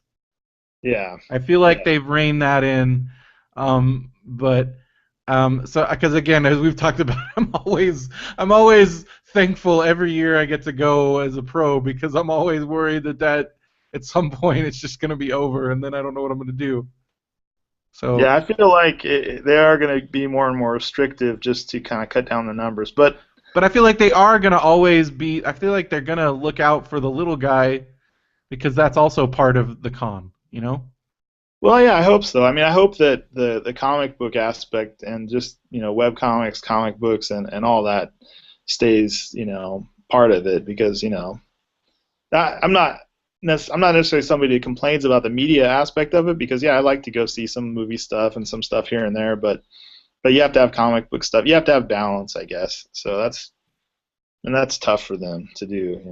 I guess uh, Well, it's just a bummer. there's still tons and tons of comic book stuff, and every comic person you could ever imagine is there. So I don't know what Yeah, more they could do to have, but a lot of people go for a lot of reasons, and that's kind of how it is now. Like you can't force people. Like, okay, you're gonna buy a Comic Con badge. What are you going there for? Oh, you're not going there for comic. Oh, you can't have a badge. Like that's yeah, never no, going to happen, you and can't people need screen to get over people. that. Yeah, no, I'm okay with that. I just What, you're just there to go to the Big Bang Theory? No badge for you. Like you can't do that. Like yeah, yeah, that's no, that's okay. But you know what I was thinking of? Have you seen this? Andre the Giant comic book? I have it. It's awesome. Oh, sweet. Yeah, Box Brown, I think, the artist. It looks really Yeah, cool. Mark Bolton got it for me for my Secret Santa gift. Well, Oh, I nice. have Yeah, the I I got it figured on you I have and it on Benson would Kindle, appreciate but that. it's really good. I love it. Yeah. Yeah, I Box was reading Brown, through it a little bit. he's a really cool artist, author, dude. Yeah, it looks like it kind of goes into like Andre the Giant's life before he became this big star and Yeah. everything. Which he has a very fascinating life. He's a really fascinating dude. It's still I wish I could have met him. The first wrestling event I went to, by the time I even got to go to a live wrestling event, he had retired. So, Wow. because I didn't go until 1990, and he was already like not wrestling. Um, But it sounds like him and Hulk Hogan were friends, and there's a lot yeah. of. My favorite Andre the Giant story, I've told this one before, was that where he lived in France, his dad was like a carpenter, and their neighbor was the poet Samuel Beckett, and his dad like did some work on Samuel Beckett's house, and so Samuel Beckett became friends with the family, and Andre was too big to fit in the school bus, and Samuel Beckett was the only person in that area that owned a convertible, and so he drove Andre to school, like in the mornings. Wow. Like that's not that's a lot. It's crazy. But Strange like I just convergence can't of worlds. I'm a big person, and then so I can't imagine. And I know how difficult things are for me, like with clothes and just even like even like certain buildings, like I have to crouch through doors, like things like that. And I'm only like 6'5", 6'4", 6'5". So, Um, so you so like I triple can't that. so I can't imagine what it's like for because like Andre was like 7'2", 7'3". I mean, his build height, they sometimes I've seen where they build him at 7'7", which Andre the Giant was not 7'7". I'm sorry. Jeez. They Wow. always increase the heights for wrestling, but I think he was like 7'2", 7'3", and I can't imagine what that must have been like for him. Like that at some point, that's just gotta be, it's gotta suck. Like Well, yeah. you can't When you're like really air tall travel. and wide, also that's like And a double. especially when you think about that guy was on the road all the time, so he had to like he had to figure out ways to make it work. Like I mean, he went to Japan on a regular basis. He wrestled all over the world, and he was a huge, massive superstar wherever he went. Like if you're under the Giant and you want to like have some alone time, good luck. Like you I can't feel just. like that may be your in to getting Derek a little bit into wrestling. You got to give him that book. It looks like he might actually enjoy that book. I I'll don't see. know. I don't know. I feel like Derek's a lost cause. Well, it's kind of a shtick now that he doesn't like it, so he can't, you know, Yeah, he I'd can't, like to think that it's a stick, or maybe he's just being a jerk. I don't know. I don't think he he's can't being a jerk. deviate from that. But yeah. Speaking of wrestling, just wanted to give some quick announcements to people listening. We're gonna do one more Matt and Brendo's wrestling show probably in the next. Well, WrestleMania is next Sunday, so probably sometime soon we'll be doing a Matt and Brendo's wrestling show to run down the WrestleMania card. And Matt and I are leaving next week. Yeah, holy crap! Next Thursday we are leaving on our the 26th. We are leaving on our Matt and Brendo's WrestleMania tour. I'm super excited. Wow. Is that before? That's before WonderCon? Yeah, Wow. WrestleMania is the 29th. So So is it's this at yeah, this is 2 years in a row for you then, huh? 2 years in a row. And then next year it's in Arlington, Texas, and I think I'm gonna go to that. Um, Wow. That's so nuts. because one, I probably should go visit my grandpa. Maybe I don't know how I feel about that, What but is I've your probably. you have family over there? Well, my grandpa lives outside of like he lives like a couple hours away from Dallas, and That's cool. we don't really get along, but he's in his later stages, and I don't know how much longer he'll be around. So I should Still probably good to see him, man. yeah, so I should probably go out there. Plus, like I just It's going to be at the Cowboy Stadium, so it's probably going to be like 100,000 people. Like that just seems completely insane. And it also I feel like there's a 90% chance that Undertaker's going to wrestle his last match ever there because Wait, he's I thought he from was Texas. retired from with No, Brock Lesnar, or nope. is that? That wasn't a retirement match. He is wrestling. He's wrestling at WrestleMania against Bray Wyatt, that the ghost cult guy Benson and I were telling you about. Oh yeah, yeah.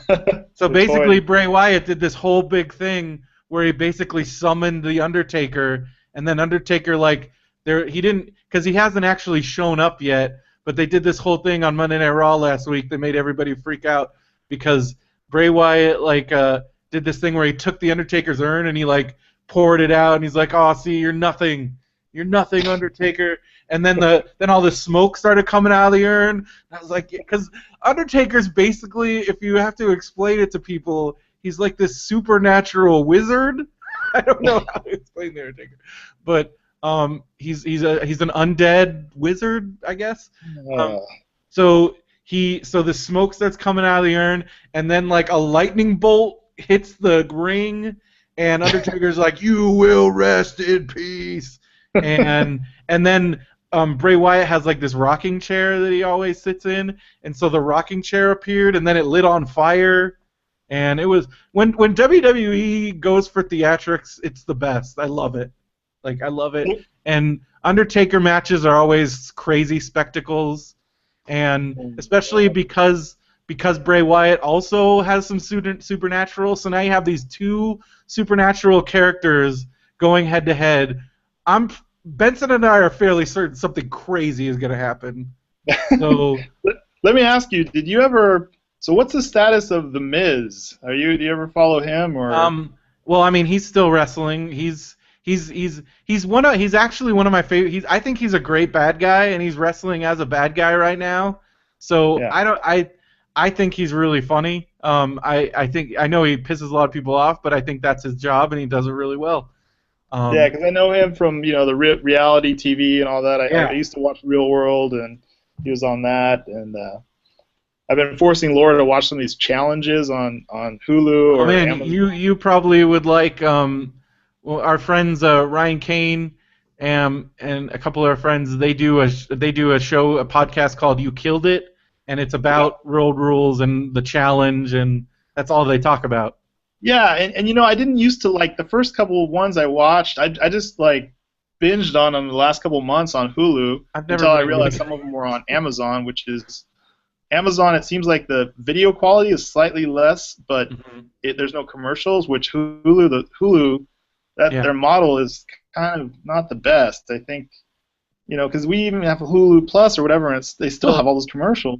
Yeah, I guess the companies are greedy and they need money, and you pay for cable, but you still have to watch commercials. I guess that's their explanation for it.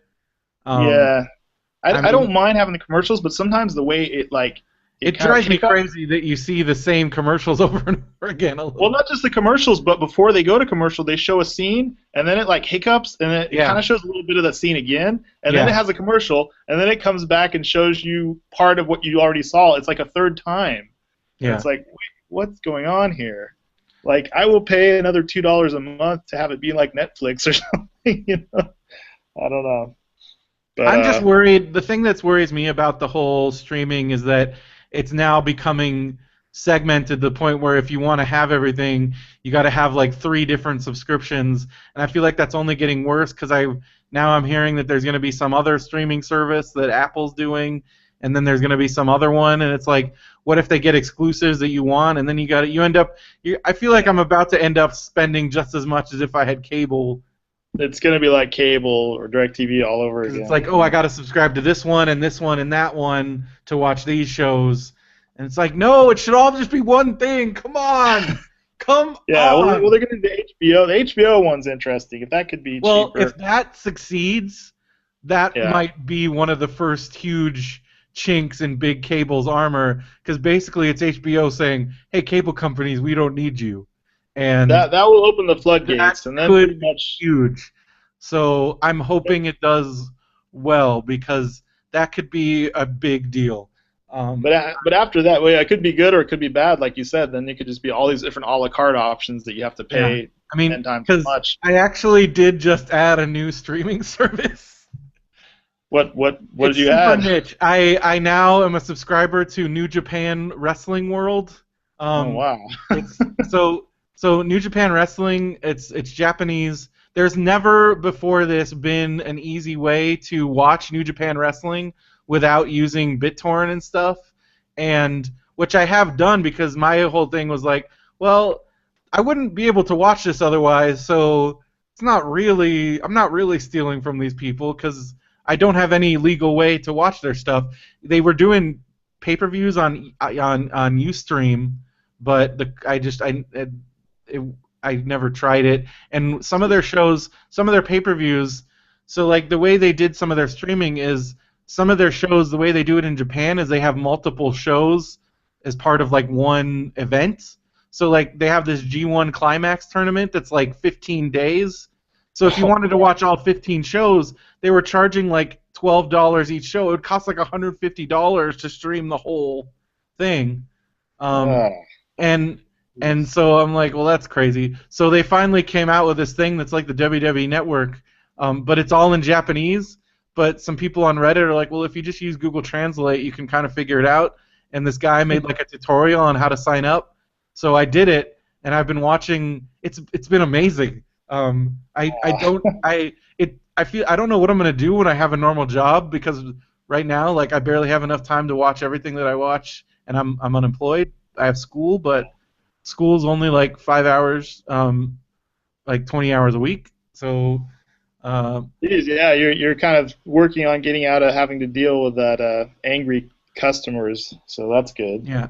But so New Japan World, it's 999 yen, which comes out to like $8, which is Pretty good um, deal then. and then they have matches going back to like the 70s. Speaking of Andre the Giant, I just watched a bunch of Andre the Giant in Japan matches, and that's awesome. Like I can just watch those because a lot of them, like some of the oldest Andre, they have Andre the Giant matches from the 70s when he was Wow. still like before, because like in his later days he really slowed down.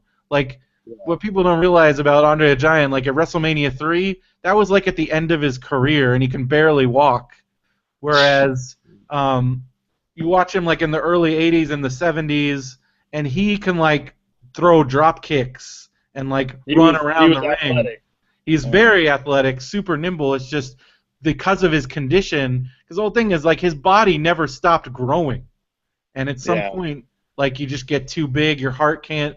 And so he started having a lot of health problems in the '80s, but like in the '70s, like there's a reason why he was the most popular superstar in the world because it's phenomenal to watch him. Yeah. And like So would you recommend that graphic novel? That absolutely highly recommended.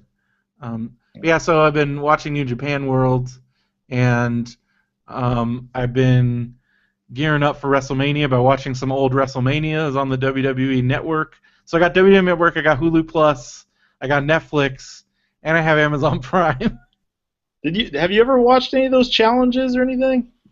Is that Um, well, because we had Derek had Ryan and one of his other friends on the show, and they were talking about it. So I watched it. I mean, it's if I watched Real World a lot when I was like yeah. in high school.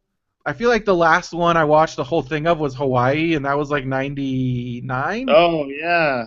That tech. Yeah. Yeah, and He like jumped in the pool Ruthie, naked or whatever.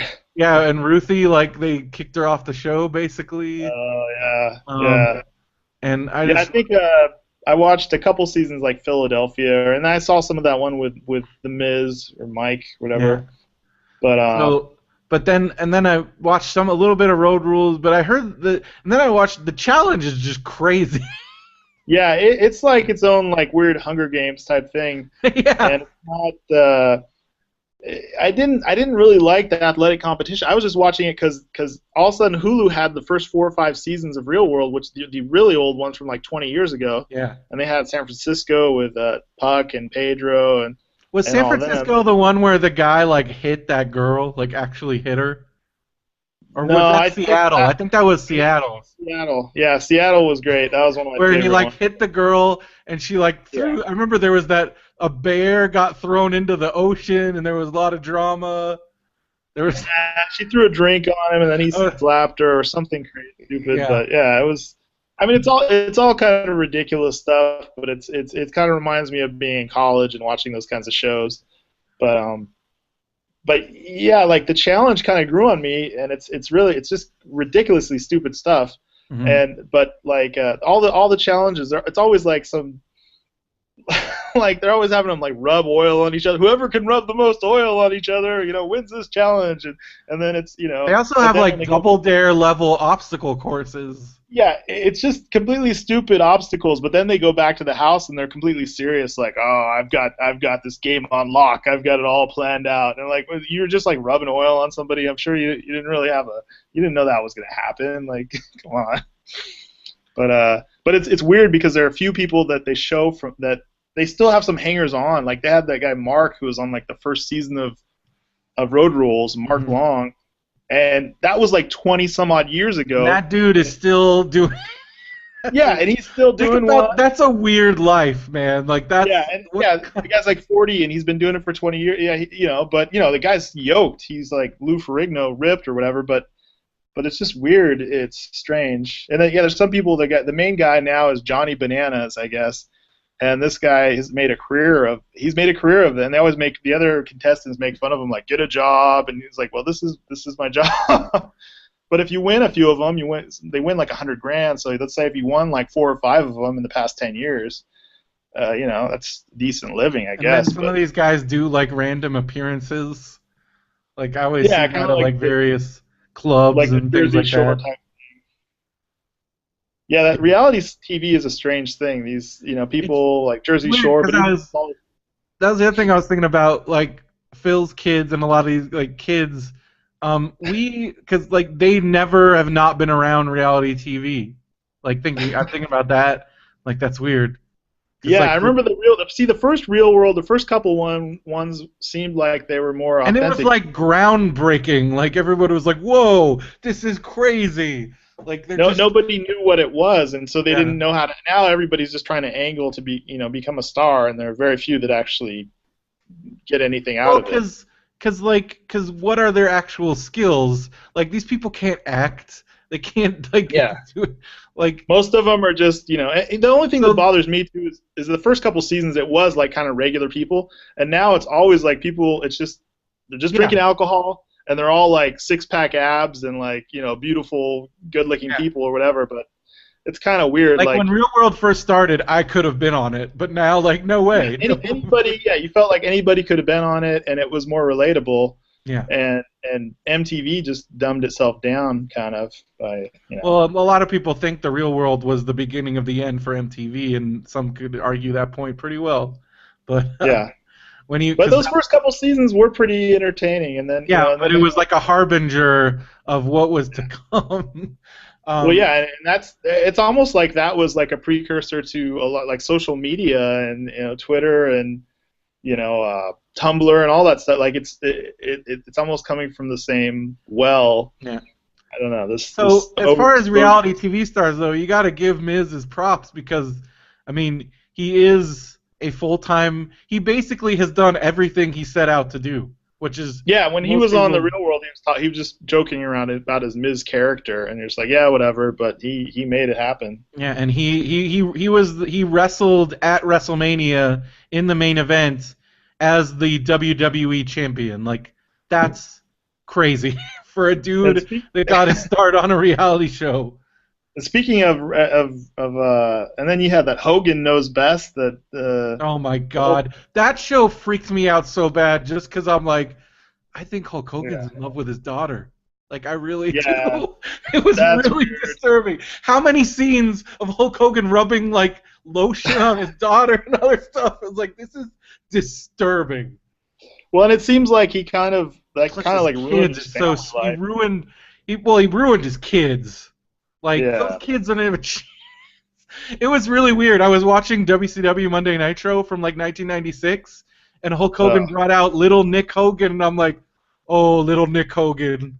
Oh, little Hulk Hogan. Poor, You poor little poor. bastard.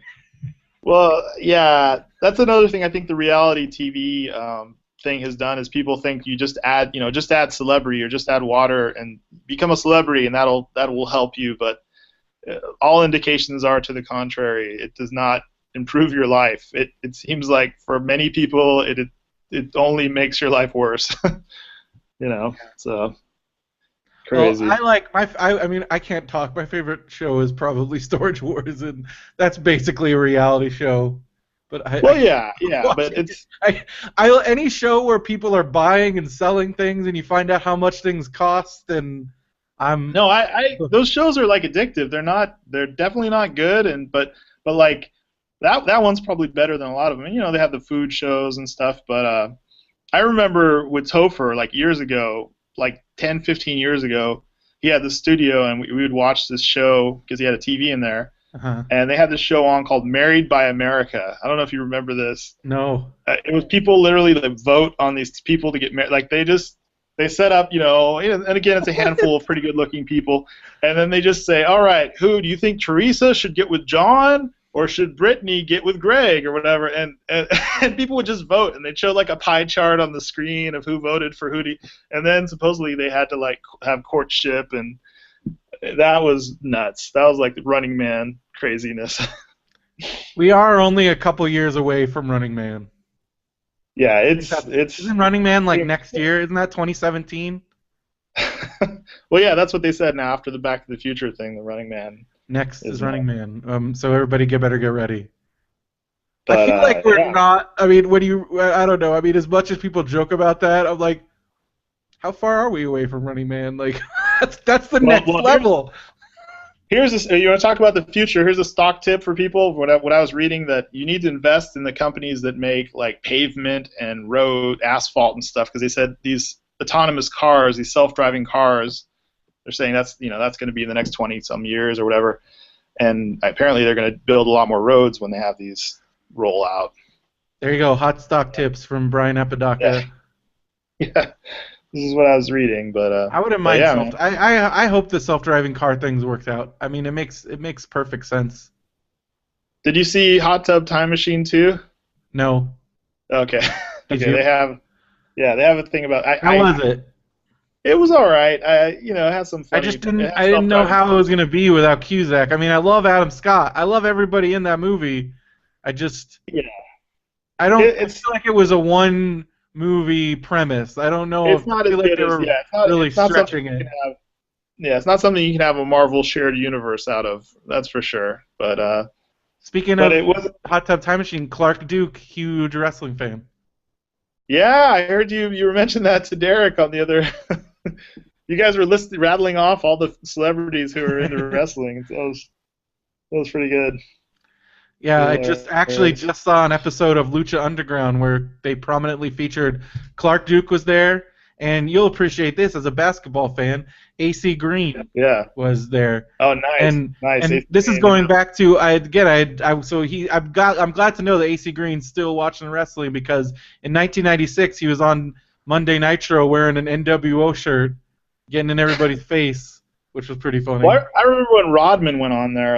He went on Oh a my! few Well, he times. wrestled. He wrestled. This is Dennis Rodman wrestled Karl Malone on pay-per-view. Oh man. Yeah, Karl Malone was into it too, huh? He Yeah, was like a big wrestling fan. Yeah. and it's funny because Dennis Rodman and Karl Malone watching him, I think they actually took it really seriously, and they could actually like put on a match, which was nuts. Yeah. Like Yeah. they Well, took they're it. pro Really, athletes. well, I That's the thing. remember. Yeah, you have to respect that these wrestlers have athleticism, and Yeah, it's not that it's was. not I easy. had totally forgotten about the big controversy because Dennis Rodman actually missed Bulls practice during the playoffs to wrestle to appear on Monday Nitro, and like it was a whole big hubbub. But WCW got tons of press because of it. So mission Wow. accomplished. Like because they were like on Now, Sports Center and all that stuff. Like on now Sports. remember you. I know you mentioned that you were like a Padres fan when you were younger, but did any of you did you, or do you think Benson or Derek ever been to an NBA game? I went to a Lakers game in high school. Nice. Oh, I went. That This was was back in the. This is probably your heyday as well with Van yeah, Exel and Vlade and those yeah. Lakers. The That was Lakers my that favorite. never did anything. They never won anything, but I was sad like they finally won it again like in 2000. And I Yeah. kept when they won the championship, I was hoping that like Kobe or one of the guys was gonna say, well, we want to thank Van Exel and Vlade for laying the groundwork to get us here, but they didn't care. It was a totally different team. I heard the But Lakers are bad now. Is that true? yeah, they're kind of back to. I'm enjoying it as a Lakers fan. I don't mind like because I guess it's kind of like the Comic Con type. I was there before it was big, but Yeah. I just kind of like it. In that Well, it I was can weird only because say there's a that about the Padres because the Padres have perennially. I mean, they've gotten close a few times. the Padres like always build. It seems like they get good like once every 10 years and then Yeah, they and trade. then they almost get there, and then they end up having to get rid of they have their one season where they're like, all right, we've built for this, and then they almost make it. Like I remember the last time, when was that? Like when they had that play, they had to have a runoff with the Rockies, and then they Well, lost. I remember they're in And the World Series. Was it they like were in the World 90? Series was in '98. That was the last time they were in the World Series, and they got swept by the Yankees. That was Yeah. when they had like Ken Caminetti and those guys. That was when there was still lots of roids going on. 'Cause- Yeah, you said you're a big Tony Gwynn fan, and oh, yeah. Tony Gwynn's my favorite baseball player. Is him and Steve Garvey. Even though Steve Garvey did used to play for the Dodgers, um, I was there when Steve Garvey hit the home run in '84. That was like one of my first baseball games I ever went to. Steve Garvey Wow, hit a you must home have been a little run, kid back then. and yeah, Yeah. I was four, Wow. and they went they went to the playoffs, and it was awesome, and then so they were in the World Series in '84. They got swept. They were in the World Series in '98. Got swept. And in between '84 and '98, there were a lot of losing seasons, and that was when we had like season passes to the Padres. And I remember just going to a lot of games where there was like half full stadium, but I loved it. Um, Yeah, well, yeah, I used to go to Dodgers, or not Dodgers, I went to Lakers games with my dad at the Forum in Inglewood. It's my uncle or my grandma's brother lived like a block away, so we used to go park at his house mhm. and walk down to the Forum. And it was awesome because you could, like the Staples Center and all the arenas now, you have multi-tiers. And Yeah, back then in the Forum, you could just you could sneak down when it was like the game was like out of hand. Or one time we got there late, like halfway through the game, and we managed to work our way down. We were like really close to the front, and then people started leaving. The game ended up going into overtime, and it was, yeah, I don't know, it was exciting. And that's one thing. Anybody, man, if you ever had the chance to listen to Chick Hearn, who was like the radio announcer for the Lakers, he was amazing, man. He was like mhm. the Jack Kirby, of Oh yeah, basketball he was the sports guy. announcers. He was the Yeah, guy. he Yeah. was a big guy. And like, well, now they have the Dodgers guy is really, has been around forever. Yeah, Yeah, we had Jerry Coleman in San Diego, and he passed a couple years ago, but he was a great announcer. yeah, and Um, that's the crazy thing. Like you listen, I listen to a lot of sports radio. I'm not a huge sports fan, but I pass out to it. And I mean, there's a common thread there with comics and with fandom. It's just like people who are hardcore fans of something yeah, else, but they're super geeky about that yeah. stuff. That's I've always argued that if sports fans, because there, it seems like if you're a super like geek nerd, you're not like people look down on you for liking sports. Yeah, And I feel like the anti-sports thing that's gotta stop because we were like as kind of a hybrid. Like I mean, I'm not a huge sports fan these days, but I've gone in phases. Um, there's way more similarities than there are differences, and if people would just rely, I mean, I think it goes back to the whole jock nerd thing, and maybe some of those lines will never be crossed. yeah. But But there's the whole fantasy basketball or fantasy oh, football. fantasy sports is like the nerdiest thing in the world. Like Yeah, that's super. Statistics. That's it's super. Dungeons and Dragons, but with sports. I mean, it is. Yeah, That's and what it is. that's crazy that's like huge. That fantasy football is like driving that's why football, that and gambling and stuff makes Yeah. football this hugely popular. Well, And it I've was never funny. been.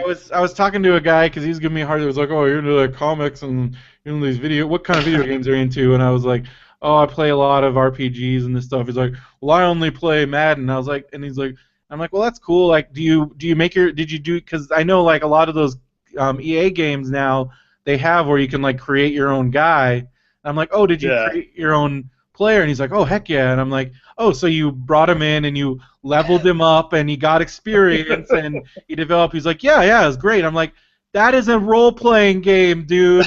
Like, It's the the same thing. more he Yeah. thought about it, he's like, yeah, I guess you're right. I'm like, yeah, like that my Yeah. career mode. The It's my the same career thing. mode is a role playing game. You're building up your team or your guy, It and you dress him up the way you want. Like, come on, come on. We're not that different. That's kind of how I yeah. like to. You should listen. I was listening to this. I was listening to this podcast the other day, the Rolled Spine podcast. He used talk about comics and everything. All of a sudden, the guy started talking about the NBA because I guess he tweeted at there's a general manager of the Houston Rockets, is Daryl Morey, and he's like really big on analytics, where they just do all the statistics for players and stuff, try to Mhm. figure out who's best for your team.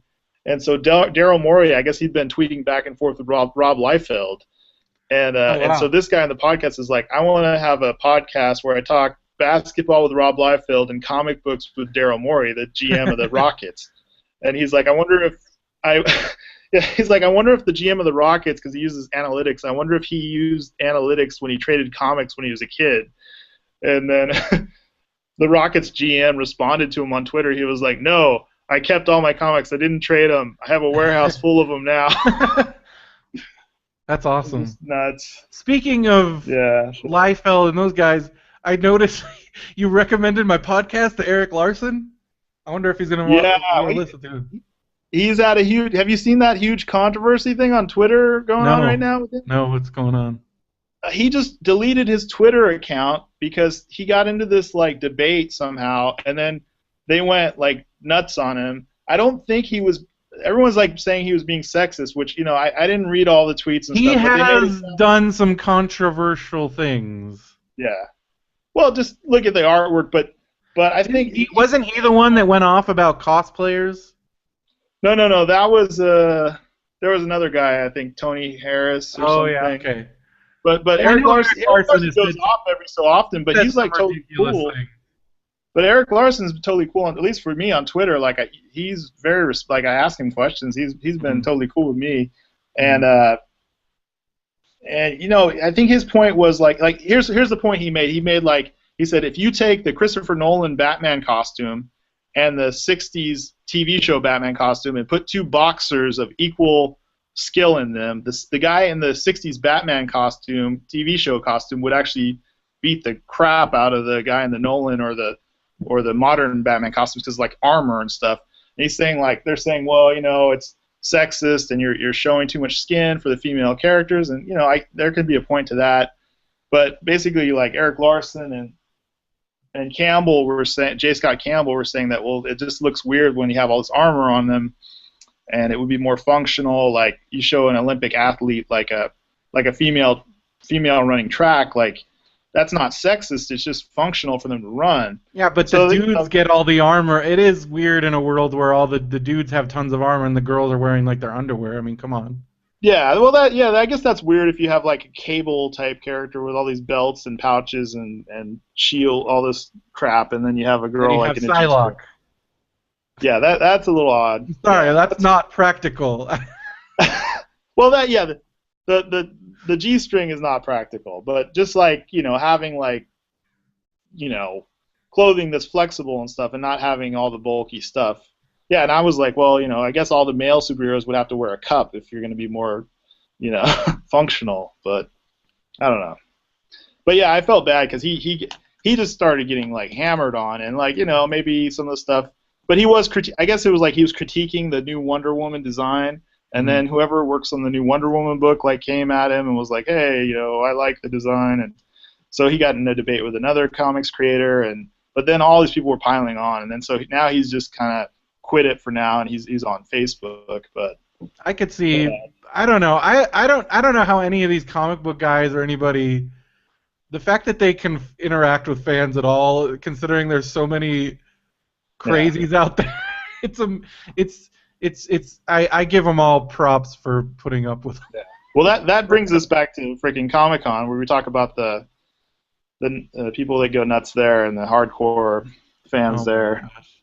Yeah. But Well, the my new thing at Comic Con, Phil and I have done this the last couple years, is how fast we can see a nerd meltdown at Comic Con. And lately, we'll as soon as you get in there, um, we've seen they are because you as soon as you get in on preview night, there's already like a mile of people with the like waiting for exclusives. Like yeah, that Mattel line and like those exclusive lines that are like wrapped around the outside of the I wouldn't even floor. know how to do that. I don't even know. There must Well, be a yeah, secret they way. basically here's what they do. They camp out like they've been there since like Wednesday morning or even some of them Tuesday. They get Yeah, it. They're the first people in the exhibit hall as soon as it opens. Then they run and they get there. So by the time because like we take it easy. Like I'm not the first person in there. I usually yeah, wait for that initial rush and then yeah. I'll go in and so without fail the last couple years we get in there and you'll just start seeing people having complete meltdowns in the exclusive lines, like just flip. And I'm like, it's preview night, lady. Like, if you're already having like this, you're Because they're angry that the Infinity Gauntlet is sold out either or it's whatever. gone or somebody cut in front of them or something. And there's like full on nerd rage, like just full, like Well, I actually went to try to get something for a friend, and I just gave up because yeah, it was like a angry mob. It wasn't just like meltdowns. It was like angry people shouting. Like the oh guy's like, yeah, "No, you gotta go back and get a wristband," and they're it like, gets. "No, we're gonna wait here." Well, the whole system is nuts. I mean, like I know the way Mattel does it is you wait in line and then you get to draw a ticket that gets you a chance to get a exclusive. So you have to wait for a chance, Wow. basically. Like it's this crazy level of like because Derek was trying to get some stuff and I just watched him go through all that. He's like, I just waited in line and then it turned out it was a line to wait in for another line and then if you may get a ticket. And he's like, I'm done. I'm just done. Yeah, when I walked up, I was like, "Well, there's no line. It's Hasbro," and they're like, "No, you're at the wrong Hasbro booth. It's that Hasbro booth," and they pointed to the left or whatever, and it was just chaos and The whole thing's and nuts. But it's just crazy. It's just fun. It's I guess it's not funny, but just some of the things that people freak out over at Comic Con. It's just like yeah, the when you toy see exclusive. people, especially when you see people freaking out on preview night, because I'm like, oh, you got a long way to go, man. This is a marathon. You got to But almost treat it like like that's that. their preview night is like their Super Bowl. That's Yeah, it's like for all for the over them exclusive after that. people, it's all about that, and they get their stuff and then they're done. But then when I see somebody like who's flipping out about just waiting in line for like I remember waiting in line for a pro badge, and this guy was just having a really hard time with like waiting in line. I'm like, if you can't deal with waiting in line to pick up your badge, you're gonna have a bad Wait, week, dude. Like, was he mad? You were saying earlier that he was mad, that people were mad. Like I'm a pro, I shouldn't have to yeah, wait in line. yeah, Or exactly. Yeah, every wow, year I see that, and I'm like, first of all, there's that's lots weird. of everybody in this line is a pro, so and then also if Yeah. you can't handle waiting in a short line to pick up your badge, you should not be here. Honestly, the last few years that line has been super fast, as far as I'm Yeah, concerned. It's been there really was a fast. couple of years where it was bad, and I feel Yeah. like they've gotten it under control. But I'm like, if you can't deal with waiting in line to pick up your badge, that's all you do at Comic Con is wait in line for stuff. Yeah. Everything. Like, That's not. There shouldn't be a problem with that. if Yeah. you can't handle waiting in lines, you're gonna have a bad time. Do Like, you I think just you would ever like if you for some horrible thing you didn't get passes for all 4 days? Would you do like what is that thing they have the guy from Chuck or whatever?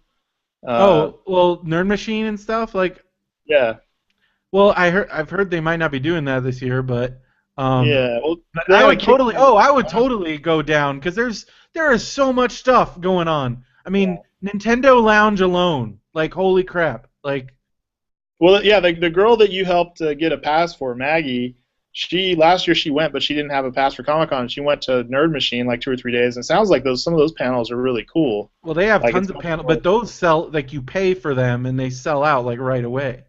but instead of like you have like Hall H level people, but it's like a Oh room with yeah. 300 people or But then, something. and then, but then I mean, there's so much stuff. There's the Geek and Sundry Lounge. There's all kinds of stuff going on. There's like the whole Cartoon Network area. There's like all the food trucks. Yeah, I tried that Nintendo Lounge, man. That was too much for me, man. I was like, last year was I think the secret is out on the Nintendo Lounge because it's gotten progressively crazier. was Um, it more mellow a couple years ago, or? Oh yeah, like the first year they did it, Phil and I like practically lived in there.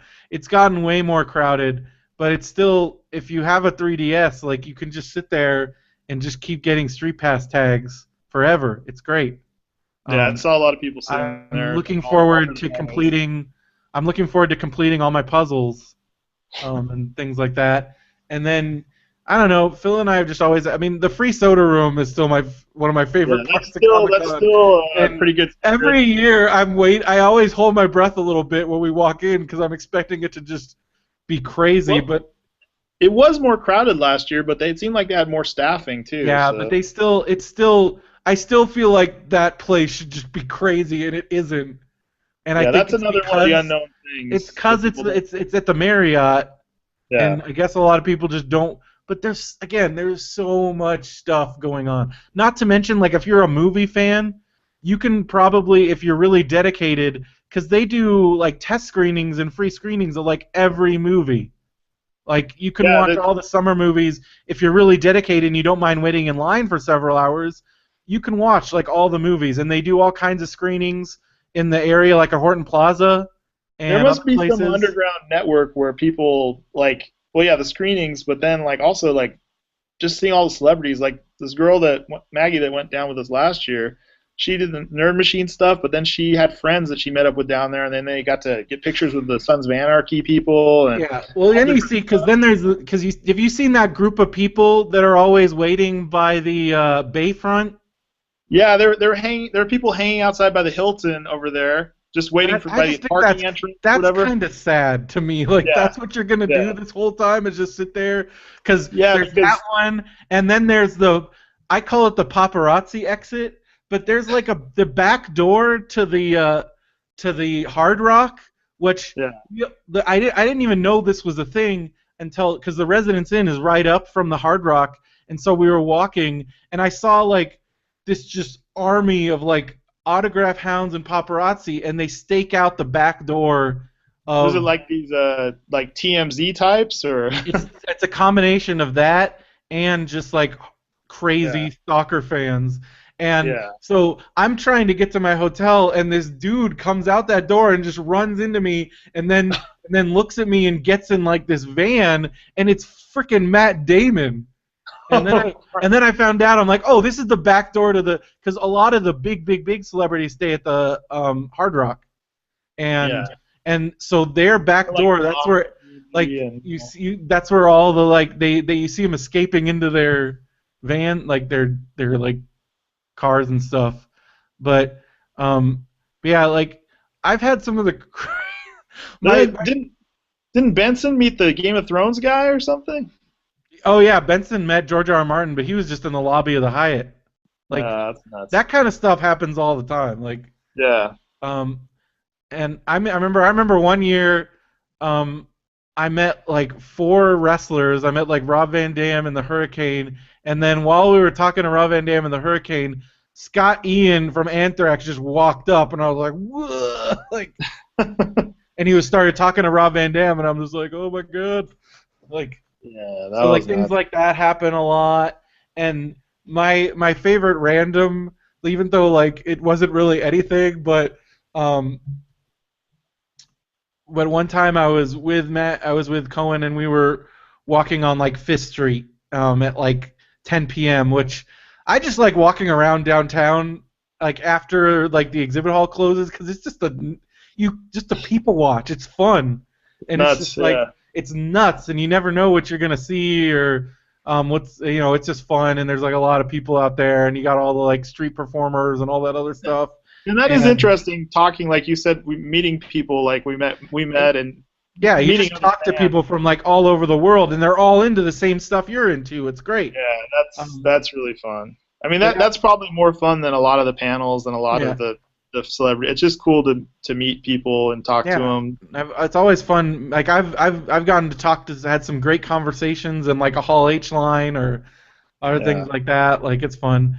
But And where walking else can down, where else can you do that in life? You yeah, know. and then you do that, and then like I was walking down Fifth Street, and I bump into this girl, and she looks at me, and I couldn't put it together at the time, but then she smiled and kept walking, and and then Matt grabs me, and he's like, "That was fucking Hermione, dude."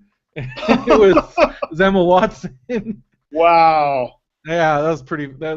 So like I saw ran into that, and then the other one year I was standing on a corner right by the residence, and I I went to like ask this girl like what time it was, and then I, I didn't ask her because it was I noticed she had security with her, and it was Anna Kendrick, and then I was just Wow. like, "You're cool," and I kind of kept walking. But like, She's awesome.